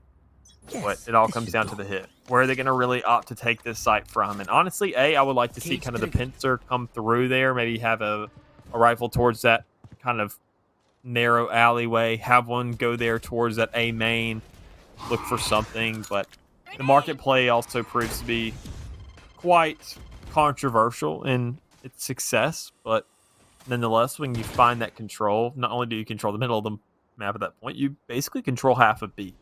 So a lot of emphasis put on this area of the map, but not really too much of an actual move being made on it, considering that you don't have your entire team there, A, and B, you don't know if you're able to make the move because nobody's extended themselves, and, well, quite frankly, Ben College doesn't plan on doing that. Don't want to give it up without a fight. Clark waiting for an opportunity of their own. Right now, Fisher have a good idea of where they want to hit. They're just going to hard send it. As you said, guns ablaze, paint ready to go, but stuffed at the beginning entry zone. Double satchel doesn't really work, but they get around the corner, taking out Spaz. God. Paint follows through. That is just a ripper. some The Spectre upgrades. calls out for blood, and Paint gets it through the smoke as well. What a brutal showing. Blinn lose control of this B site. You said half. It's gone. Spike planted. Blinn waiting for a chance. It's a 1v3 on this bottom end. Monty's going to do their best. Gets one, looking for another, gets a toe of Chloric. That's going to be a bite out. Look at the hard rush. Giovanni waiting for a chance, but you're too late. Oh Giovanni my with the God! swing, though. What a transfer. Are you kidding me? Giovanni saves the round. So fed up with Fisher Navy. Says, that's a fight. I could be touching Spike. I could put the pressure back and forth. Split them 50-50, make them swing one by one, but if they're just going to group up like that, that's a free fight I can take. They're looking in the opposite direction, easy pickings, and, well, you take those when you can. Fisher Navy, a round where we expect them to, quite frankly, to go ahead and find themselves on a 3-round spree. They're not going to repeat that same exact success as what we saw Blinn College in their attacking half, but still, regardless, once more, a repeat of Haven to a certain degree on the half of Blinn College, where they were winning those rounds, but only leaving maybe a singular player alive, where it's, how close is it, really? How much of a win is it? It's a win nonetheless. You can be happy about that, but you got to find more. You got to make sure it's a good one. A little bit of a long-ended hold as Blinn fire back, but Monty gets taken out. Teague able to follow up behind and get a little bit of help. Send a bit of help their way. Gets the orb. Spike is down, identified by Blinn. Fisher realizing they're in a little bit of a mess here. They're not sure how to really cooperate in this field here. They don't really have the agents with tactical firepower. You look, you got an Omen and a Cypher. At this point, you're just praying for frags to walk your way. Teague. Just wondering what else can happen here. Grenade! Show goes out. Just making sure no one's deciding anything. It looks like Fisher are more than willing to give up this round. So Blinn will tie it up 8-8.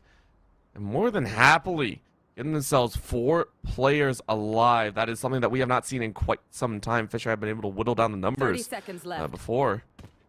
Please, Fisher. Satchel out. Oh, I was kind of scared. I thought Blinn were going to go hunting again. But if they did, I feared they'd lose a lot more than they'd like. Yeah, I think they definitely at least have maybe 1 or 2 players dropped in the meantime, but honestly, good discipline here to kind of go ahead, conserve what you got, understand the blessings in front of you, and hold on to them as best you can. Already, though, Fisher Navy having 2 guns of their own, it's going to really just carry some volume in the next round, but Blinn College obviously coming out with a much bigger win in this round specifically. 4 guns carried into the next round. Monty not really concerned too much about it, but knowing that even more so that everybody else has a purchase to a certain degree, that is now 2 rounds accumulated back to back. That is a win streak that you're playing with, and those are the majority guns that you have into the next, to where you're quite happy with just kind of at least 2 rounds of leeway. Fisher Navy are the ones that actually have to take these shots now. They do have the 2 ultimates. They can really engage to kind of find themselves a favorable situation out of this, but it's up to them, man. Blinn College, they've had some good holds. They've had some close calls, but they just need to worry about consistency right now, because I like their ideas, I like their shots, but the problem is it's always questionable whether or not they land. Gotta agree with you there. It's a problem that we've seen across the last 3 maps. Maybe they can do it here. It's still 4-4. Not too difficult. Fisher, though, have information, I believe, on Vox. They're going to hightail it back over to the other side. Neptune waiting for Giovanni. step out in just the wrong moment. This trade could be everything. But Giovanni shoots over the head and actually catches Cloric on the rotate. That is a messy, messy situation.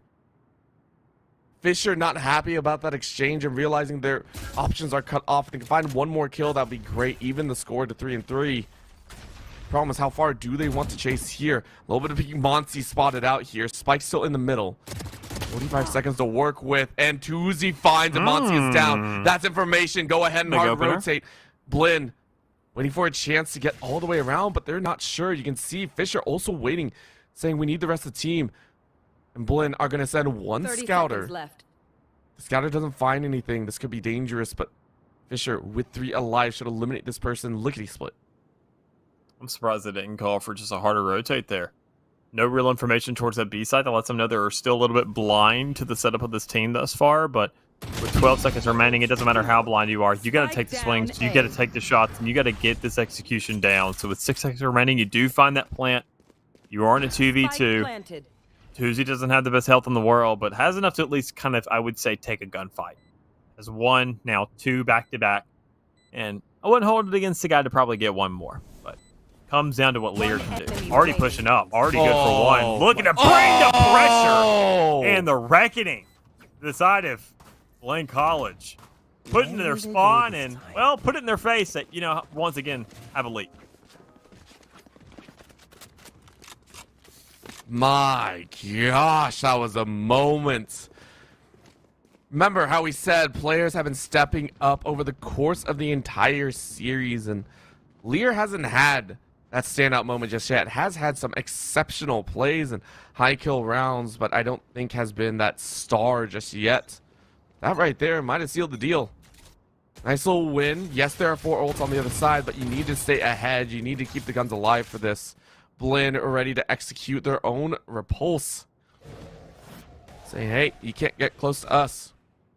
However, Paint taking a chance forward, says maybe I can find a kill. Out goes the camera. Fire in the And I hole! see you.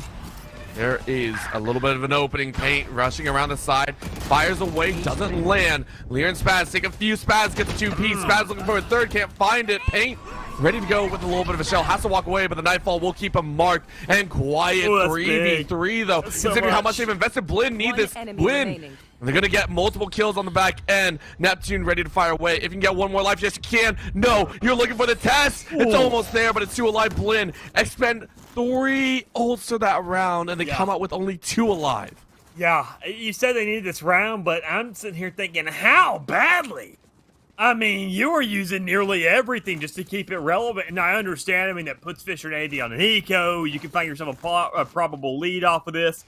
And, I mean, but at what cost? There's so much there that you just kind of went ahead and, I would say, in exchange for Showstopper, that's the only thing you're really saying to me, like, yeah, it's worth it. We found the road, and we got Showstopper off the board, but Cage Showstopper is a singular kill and pressure that Raze is going to just naturally find anyways, compared to both ultimates that cover an entire site. Right there. A panic button, I would say. The Nightfall, not nearly as good as the Rolling Thunder, but still both so large and so informative and just so easy to set things up where it just kind of feels like a get out of jail free card to a certain extent. Oh.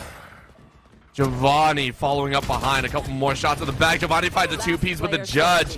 This scrappiness is starting to show here as that's a flawless makes sense. from Blinn. They send them all packing. And for the first time in what feels like forever, Blinn, go ahead and take that lead. I mean, it feels like that was a done deal from the start. Fisher playing, as you said, that eco pretty simply, but this comes a big challenge. Double digits for Blinn. Fisher going to try and do the same. Just got to see really what's underway here. I mean, knowing that already Blinn College hitting that 10-round kind of double-digit checkpoint chokehold is what I like to call it. At the point where they had the Showstopper, neural theft, full buys, money in their pockets. If this round right here is won by them, this is going to be the most impactful. I think if you had that Nightfall, if you had that Rolling Thunder, you invest both of those right here. But obviously, that's an opportunity already passed. You have plenty more in the back pocket to subsidize. But one thing you may not have is any breathing room towards your spawn. A quick little push coming through there from the middle of the map, coming out from the Omen, but nothing really behind it. And speaking of pressure, Rolling Thunder, that provides a lot of it. But Teague, not really going to happen. Teague shuts it down. Denial off the sides. And that hurts. We've seen it before. Lear, though, not really willing to go down without a fight, but I think the fight's taken to them. Now no 1v2. Paint looking good. 82, actually an HP lead. Sees the body on the other side. And it's going to run, but you run too far. Why would you only have your knife out? It felt like Paint could have had it. But Giovanni granted a chance and took it. Had 3 bullets. Had to drop the gun once reloaded. Understood that there was another Vandal on the ground. Didn't get the...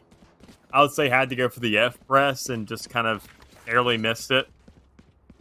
Really awkward. Really awkward situation there nonetheless. I'm surprised. Quite frankly, they're probably asking why didn't it just auto pick up.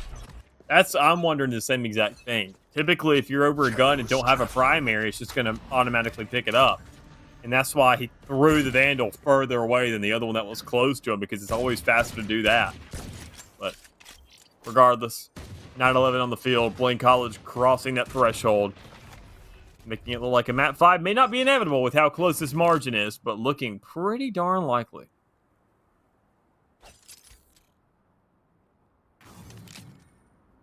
Here's to hoping.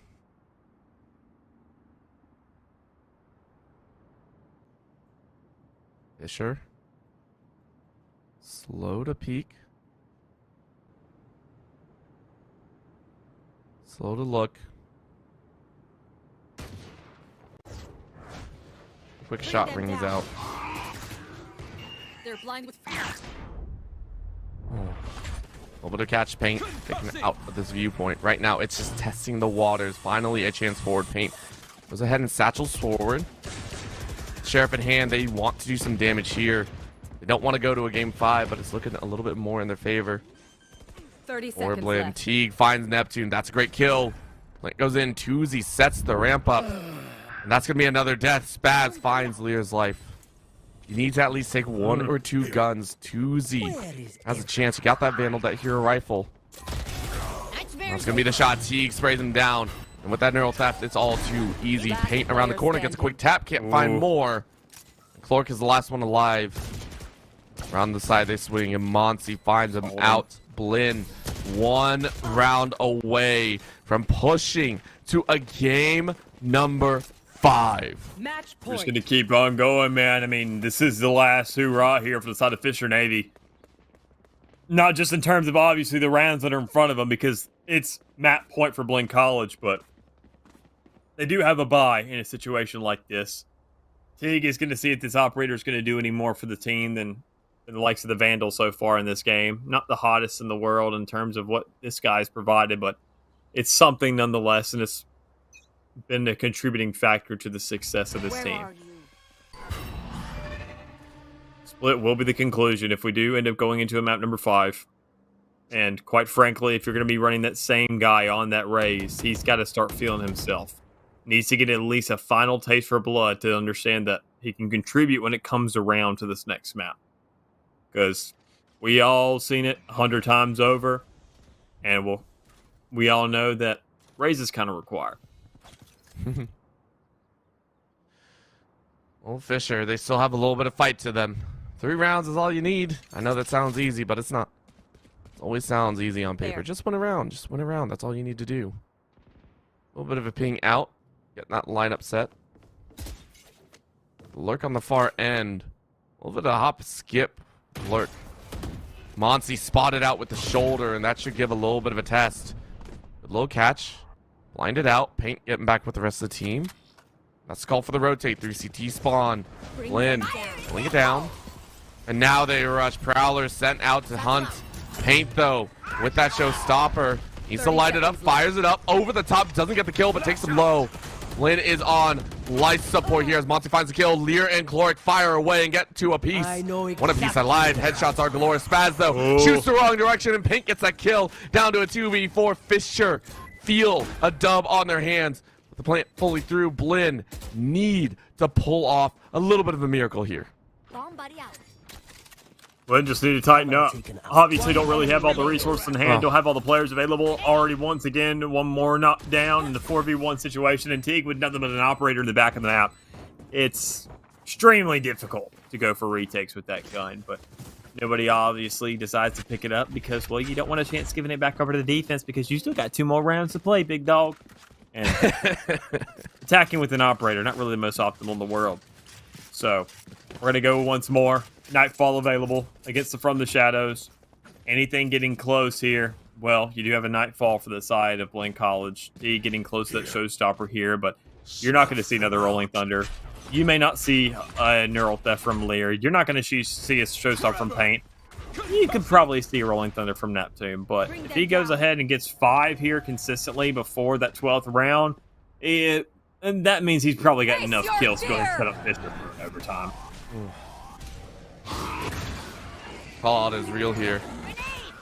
So many Prowlers sent out. Now it's Satchel to try and bounce him away. Ooh. Paint gets 1 kill. That's going to be the roll. Giovanni realizing they're in trouble. Ooh. And they are more than in trouble. They are dead. Paint says, I do not want to go to split. I do not want to deal with a map 5. I am tired. I have done my work. Let this be the last map. You take 2 across the board, waiting for the rest of the team to come in. I mean, Blinn, they can't afford to toss another defender away. They're slowly rotating that Cypher to try and help out. With all 5 stacked, Fisher, as long as they don't line up, feel like they are in control. Good blind. Boombot goes out, slows them down.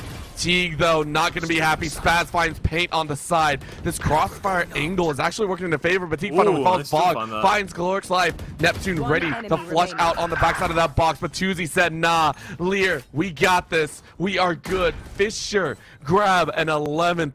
The emphasis on the Fisher side is amazing. As to go ahead and clear this map, they will be forced to go to OT. What?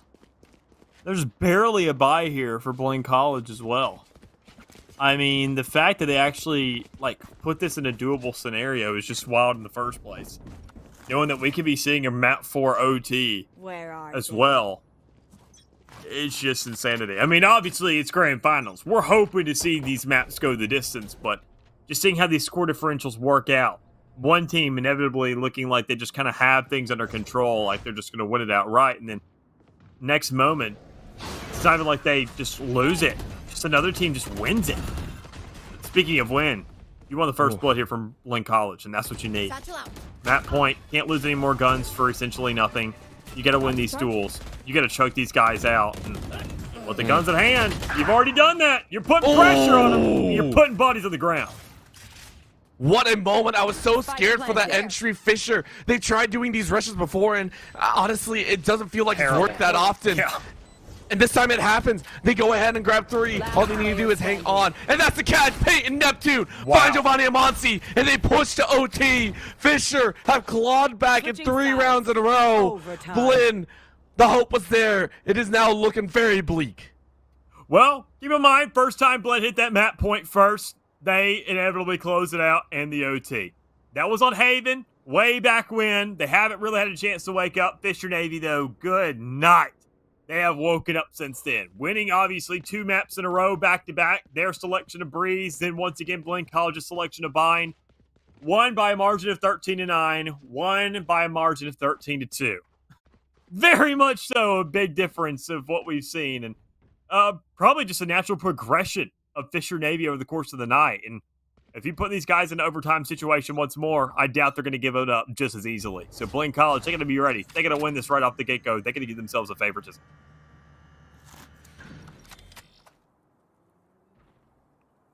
Step number 1, find a kill.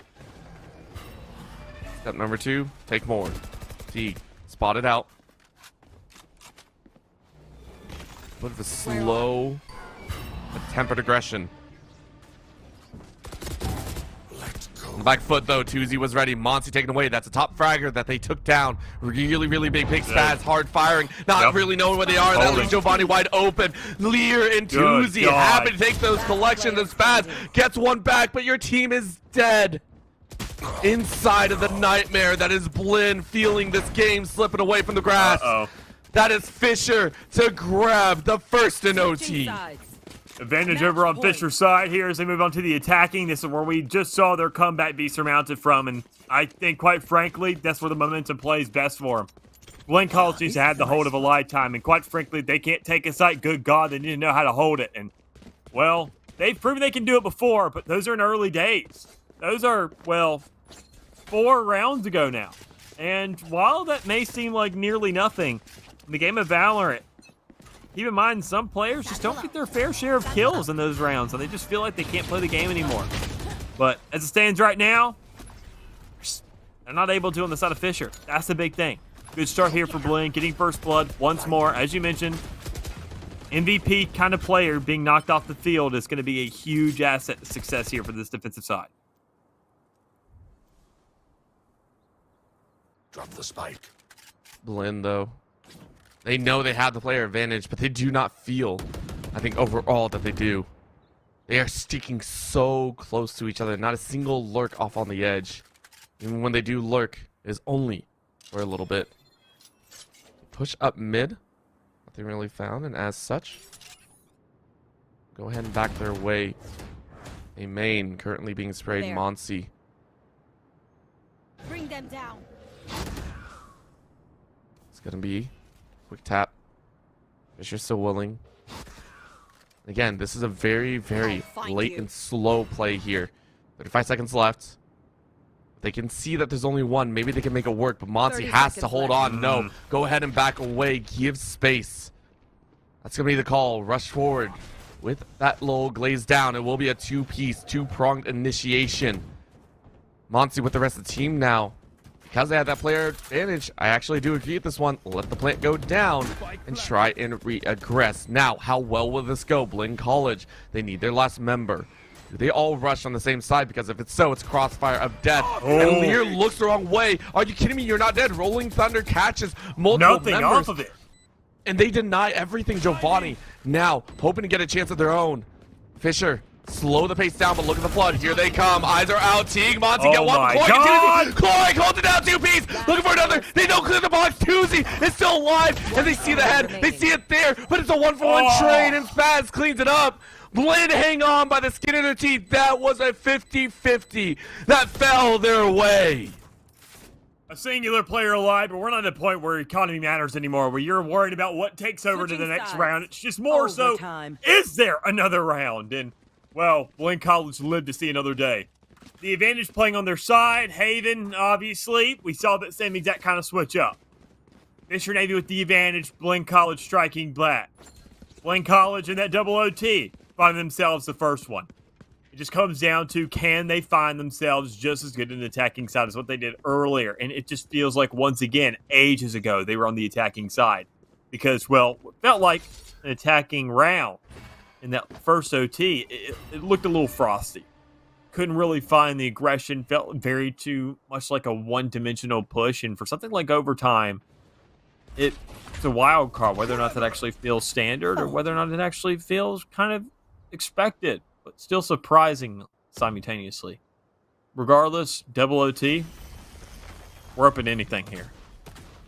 Bring out whatever you got. Because, well, whoever wins this either dictates whether we keep on playing and you got to keep on digging further into that playbook, or whether or not you can go ahead and call it scratch, go home, and lay your head up against your pillow for the night. And I bet you Fisher Navy want to sleep after this entire thing. Oh, and that's a little bit of a rough entry. We just saw a little bit of a drop. No util for that fade movement, and Blinn are going to have to go in a little bit blind. Teague gets a quick fire. And Paint is ready to go. Remember, Paint has been one of the optimal initiators, the duelist to open up this fight. He's had a really, really nice job, and now stuck in this corner. Again, this box 30 has seconds left. played a dangerous game. Are they going to find it? A little bit of a tap. They're looking to be sight and see no one. So this mid-fight could be the question. Neptune feels like someone's around. They walk very carefully away. Fisher have to cover both ends. 13 seconds left. Still waiting. Blinn 10 are seconds now going to left. rush their way in. But Paint is able to find one. Spaz is able to find one in the middle. There's barely That's a any big time. trade. 1-1. Fisher rushing back to the site. That's going to be the cap. He's just trying to go I for think the there's kill. enough time, just enough.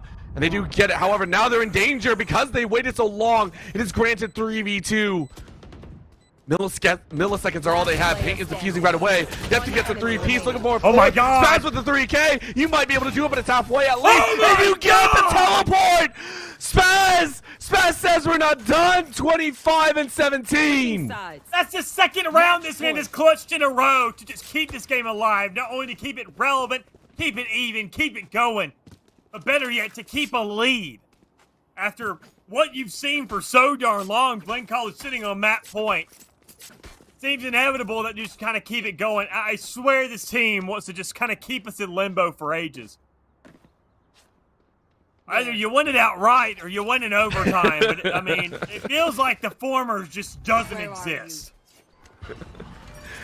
We had it for a time. We had it for a moment, but Blinn is showing that they'll scrap forever. Satchel goes out and they are blind because of that. Blinn gets a free spray. Paint is down. What a monumental mistake, or it could be. Chloric rushes forward to try and trade it out, and they do. At least it is evened up. A Lear inside the side. B side is currently being hit. Neptune rushing in on the side, trying to get the waters down if they can. Vog in the back corner in a little bit of danger spot. Tuzi, I think, sees the arm. If you do, that's huge. It's a little bit of ping. Everyone go into a stalemate. This is going to be a hard rush. In they go, and they don't check the corner! Are you kidding me? In the crucial moment, Blinn thought they had it, and Tuzi's allowed a 3-piece! Somebody's always there! We sit Switching around sides. 1, 2, 3, Overtime. anything past where you're going and hitting that B site. Somebody's holding that angle. It's the same problem we saw in map 1, Blinn College.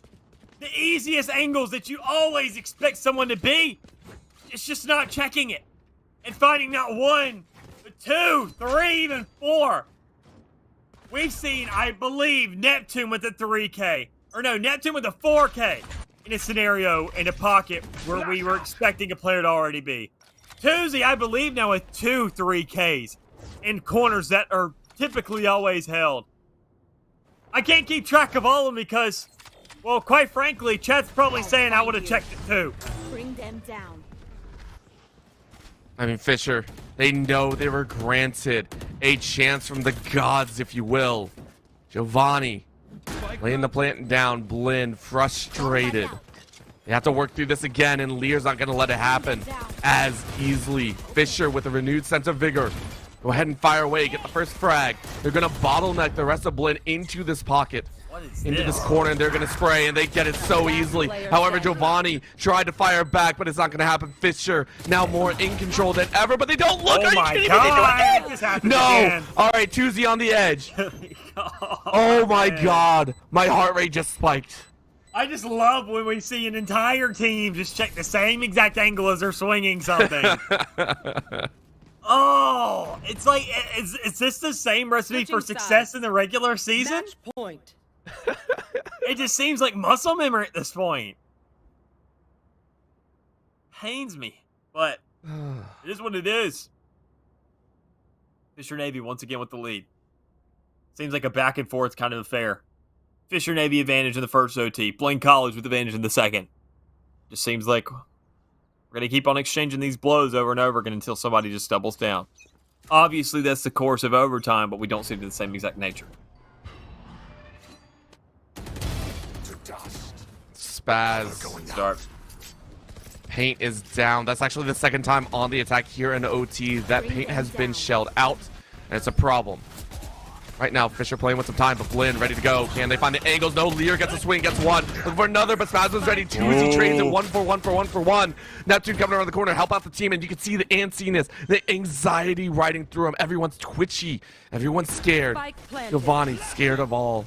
To be in the corner, Neptune flushed out. Has to push up. Smoke goes out to cover the trails, and they walk in. Oh, this could be the play. Sometimes you got to gamble. Sometimes you got to lay down the chips. Those chips may land into your hands afterwards, but Teague, with their fade, is going to set themselves up for success at the game. Boom bot in the corner. Looking on the edge. Giovanni peeks and the body's down. Oh, but Teague fires away. Chloric is dead on the backside. And now it's a two-pronged fight. Who do you find? Teague is slowed. Are you kidding me? That's going to be another shell out. Remember, they just had to bait down time. Fade works around the corner. That's a hard swing. Teague finds the kill. But you don't have to get crazy. You don't have to die. But you do. That is it. They are good. Blinn, breathe a sigh of relief. Oh my We're going God. to OT number 3. Switching sides. Overtime. Am I crazy? I thought this was 4th OT. I think this is actually 4. Am I crazy? I think I'm crazy. This is 4th OT. Oh my lord. First one was advantage of the side of Fisher Navy. Blinn College had Yes. advantage in the second one. Once again, Fisher Navy had advantage in the third. And it's never done, man. It's never done. The job ain't over till it's over. Blinn College, it's so crazy how we're in a point. This isn't even the 5th map. This is the 4th, No. and there's still so much on the line just because a singular team is on match point, series point. And they're just at that stage where Blinn College is just fighting to keep it going. They're not even fighting to close this thing out to be done.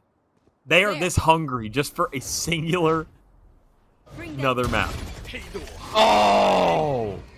And I can't even hate you, Monty. That just feels bad. Neptune called it out, said, hey, I feel like this is going to be around the corner, and you do. And it's been these key moments, these key small mistakes. I wouldn't even call them mistakes, just opportunities that Fisher and Blinn have both taken advantage of. Paint has not died before. That's going to be the orb going down. Paint getting back in the corner just in time, but you're going to see someone cross the corner, and that's the spike as well. Getting another one, but a wide swing by Spaz cuts them off. Oh But my Neptune was ready to God. fire Oh away, my and Neptune God. with a 3K. Give them what they want, and Fisher get away with a murder and then some. Neptune with the 4th K drags him down to the depths of despair. Switching sides. Once again, Fisher with advantage. It's again Neptune and Paint. These two guys, they always show up when you need them. And, well, quite frankly, it was just Neptune at that point. But even then, I mean, Fisher just taking these massive gambles seemingly over and over. It's the wildest kind of left field scenarios where you just don't really expect him to kind of go for things. But even then, more so, you don't expect them to have the reads they do. Blinn College moving right at the middle of the map. You just never see it coming. You're working for the trade, and they have an idea that just kind of dawns upon them to say, let's maybe go for the push here. And, well, somehow Fisher just say, yeah, they're going to go do spawn in a quadruple overtime. More power to you. All right, well, Paint gets all the way through, and this time Teague No holds way. fire. This is actually huge, but no, they're spotted! Oh! Dude. They learned from their mistake, and Fisher see the light at the end of the tunnel. Blinn waited too long, and now to a 2v5. Despair rises from the depths, and Spike Fisher planted. feel their win. They see the finish line. Their car on the Autobahn was chased for miles, and they caught back up. Blinn tried to speed past, but they're in gear 5, forced into gear 1. Vogue needs to pump it back up, needs that O2 boost. Last player standing. Unfortunately, I don't think it's going to come. Oh, Lear shuts that one yeah. down. Monty finds one, but it's 1 of 5. Showstopper to end it, and it is truly a showstopper. Fisher Navy are your Legends Yellow finalists and champions. Well, a long and drawn-out series, but I mean, after the third map, it was kind of definitive, the biggest score differential we noticed for the night. That was the only tell we really had of which team was technically better. Obviously, we had the upper bracket, lower bracket kind of precursor telling us. But after the first map, I feel like every statistic leading up to this point was kind of just completely negated. That was the biggest tell, though, and knowing that still Sunset came around, had the lead. Honestly, I think it's just more of a fumble on the side of Blinn College, which is just unfortunate to say, than an actual win by the side of Fisher Navy, knowing that they had map point twice in this entire series, and they just couldn't finish it out. And neither one of them, unfortunately, which is just wild to say. So darn close. And while one they did, it just feels like finishing the job is something that they just, quite frankly, have difficulties doing. First map in Haven, they obviously won it out, but at such a narrow margin, such a long, drawn-out comeback by Fisher Navy, you're saying, if they can do it once, they could probably do it again. And that's exactly what they did here, and they just didn't make sure to fumble this time. And credit to where credit deserves. I mean, Blinn ran a hell of a bracket, Yeah. right? Coming down after getting knocked out by Fisher in the upper bracket first. They did not stop fighting. There's a lot of teams that when you face up against a squad like this, like Fisher, would just give up. Like I personally, I'd be like, I'm done. I'm not going to deal with this. I'm good. I'm going to go home. I'm going to cry maybe in my corner. I don't know. But they never gave up. And they fought back against wildly crazy matchups. I mean, Mizzou were out for blood. And then also in the previous matchups as well, they going, 2-1. These were not matches that were easy by any stretch. So Right. huge props. And we see there were star players for me. Monty stepping up huge in all the games. Yeah, and I think honestly, I mean, as you said, just stepping up, that's what we saw just kind of consistently out of everybody. It was something we mentioned not only just in Haven, where we saw that the two duels were kind of slacking, but I mean, that was a highlight point that we had to start looking at going forward. I mean, mistakes in one place can be praises in others, and something that has to be kind of noticed to look at the progression of a team. When you see guys, you see specific individuals, obviously we've had consistent guys over and over again. Tuesday, obviously kind of shown what they're made of over and over again. And that first map, it was Vogue. Everybody had their chance. Neptune inside of Breeze. I mean, everybody was doing something in their own regard, but it felt like when everybody's sitting so close, it's really hard to tell, okay, what's going on here? How much progression are we noticing? Who's actually adapting over the course of the season? Who's growing over the course of the series? And once again, it came to that point where it was Paint, who we saw again and again and again, kind of say, all right, I was also that bottom frag back towards Haven being that jet, but I made the adaptations. I made that growth as a player. And if if everybody on the team except the duelist does the same exact thing, shows up and has their responsibilities, everything they do is to set up that duelist. And the more kills they get, you're saying, we are a common denominator every single time. How many numbers are we getting up top? And when you see that difference, that's what makes more rounds possible. It was phenomenal to watch, and I expect nothing less. And I gotta ask, did Sunset actually meet your expectations? Because I knew you were excited for this, right? You said it all the way at the beginning of the broadcast. You were like, yes, let's go ahead. We're gonna get 4 one way or another. The fact that we get Sunset in there was a whole possibility. You were 99.9% sure. I was sitting there with like 0.1, right? Like, listen, there's a possibility that runs 3 and we're done. Did Sunset, in your opinion, meet expectations of what you saw for these two teams? I mean, it exceeded my expectations. I think, quite frankly, that we were going to see probably Fisher win this map out, just kind of, I would say, by a 13-9, 13-8 margin, just because I would expect them to do a little bit more homework, expected to kind of play a little bit more harder on the rotates. But the one thing I didn't really expect, though, was the transition from Bind, was how they did want to play the rotates, but they played a lot more mid-control than I expected and kind of outright hits. But they always took a lot longer, and I was expecting them to kind of carry over that momentum from Bind on that second half. But I guess it just felt like a little bit too long of a break between those opportunities of the attacking side for them to really kind of make that carryover look flawless. But the way that Blinn just held it out, obviously, in its own regard, was just astounding to see. Their own attacking half was really what surprised me, because considering that they didn't even really get a warm-up, it felt like they had waited an entire map. They went an entire map without being able to touch the attacking side. I felt they were going to be a little bit way too frosty to even kind of make those attempts on Sunset, just because, keep in mind, they never got an opportunity on Bind. It was an immediate shutout on Bind when they were on the attacking side. They never got to play around with those Vandals. They never got to play with those Phantoms. They never got to really get their executions and their setups and understand how to execute, push, and take control of a site and be those trendsetters once more. But, I mean, they picked up exactly where they left off for map 2. They just seemingly just kind of skipped it. And it's that mental resilience that we have to see out of teams saying, look, that map meant absolutely nothing. We go next and just act like it didn't happen. Let's see, again, for these teams, Blinn, their run is over, and they played well. We'll see what they can do in the spring. For right now, though, Fisher have done their own work. We got to see them, but let's see what they say as well. We are hopefully going to get an interview with one of the players from Fisher and Navy to get their thoughts on the 4-map series, how they felt going twice into OT, one of those quadruple, I think quintuple almost in there, and of course, their thoughts on the future. Please don't go anywhere. NECC will be right back.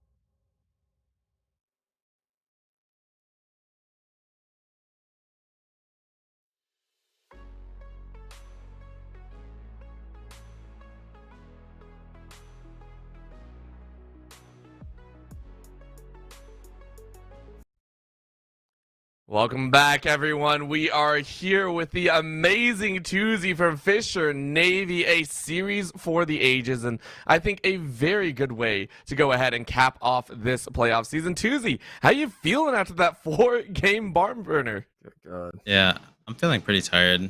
I guess the whole team's feeling pretty tired. We wanted to, come out here and play at the same time. So excited but tired. I mean, that makes sense. I mean, considering it's 4 maps entirely, you guys obviously 2 of them drug out to at least double OT. I'm sure y'all weren't even expecting it to go the distance, considering y'all's first matchup against this team, that it just really wasn't expected to a certain degree. But to go ahead and talk about the series a little bit more, so how did it feel just over the course of things? Because obviously it felt like those first 2 maps were a little bit of a slog. They kind of felt like they were pretty darn slow, but after Bind, it seemed like you guys were finally starting to get the hang of things and really just say, all right, we were a little bit slow, but it feels like we're warmed up now. Yeah, the first 2 maps, we kind of struggled to get the read. Kind of like our mid rounding wasn't as good as Bind. Obviously, Bind, we understood where they were. We knew what to do. We listened to the calls. I mean, we played as a team much better in Bind. And towards the end, on Sunset, we played much better. And I think, honestly, following up on that Sunset and knowing, I mean, obviously that is the final map going into quadruple overtime, you guys more than likely probably weren't expecting that. But even then, more so on both of those maps where you went into overtime, you guys were from a massive deficit. I mean, one map, or not the huge deficit, not the biggest in the world, quite frankly, but still 3-9 for one, 6-6 in the other. You saw a little bit of a drop in maps. Obviously, that's just business at the end of the day. I'm expecting y'all's team's caliber is already kind of acclimated to those kinds of situations. But even then more so, knowing the kind of threats that were on the rise, and even more so for that final map, what was the thought process of knowing that is split going to be a possibility, or are you guys just saying, look, this is business, we got to finish this out right here? Yeah, I mean, my IGL Neptune, he always just says, take it one by one every round. And I mean, if we lose, we lose, right? Yeah. We win. If we win, we obviously win. We just go to 5th map if we lose, and then we refocused and try to take split on. We can appreciate that one. You guys played a very tough game, didn't give up to the very end, and finally, after that overtime that you clocked in, you got to punch out, you got to go home, and you guys come back with a crown. Taking a look to Z, anyone you'd like to shout out, or anyone that you'd like to give your respects to here on the air? I mean, just shout out Fisher for helping us, and then obviously my team. Yeah, I think that's a great one. Thank you so much, Tuesday, for the interview. Congratulations on your victory. Go get some well-deserved rest. All right. Thank you, guys.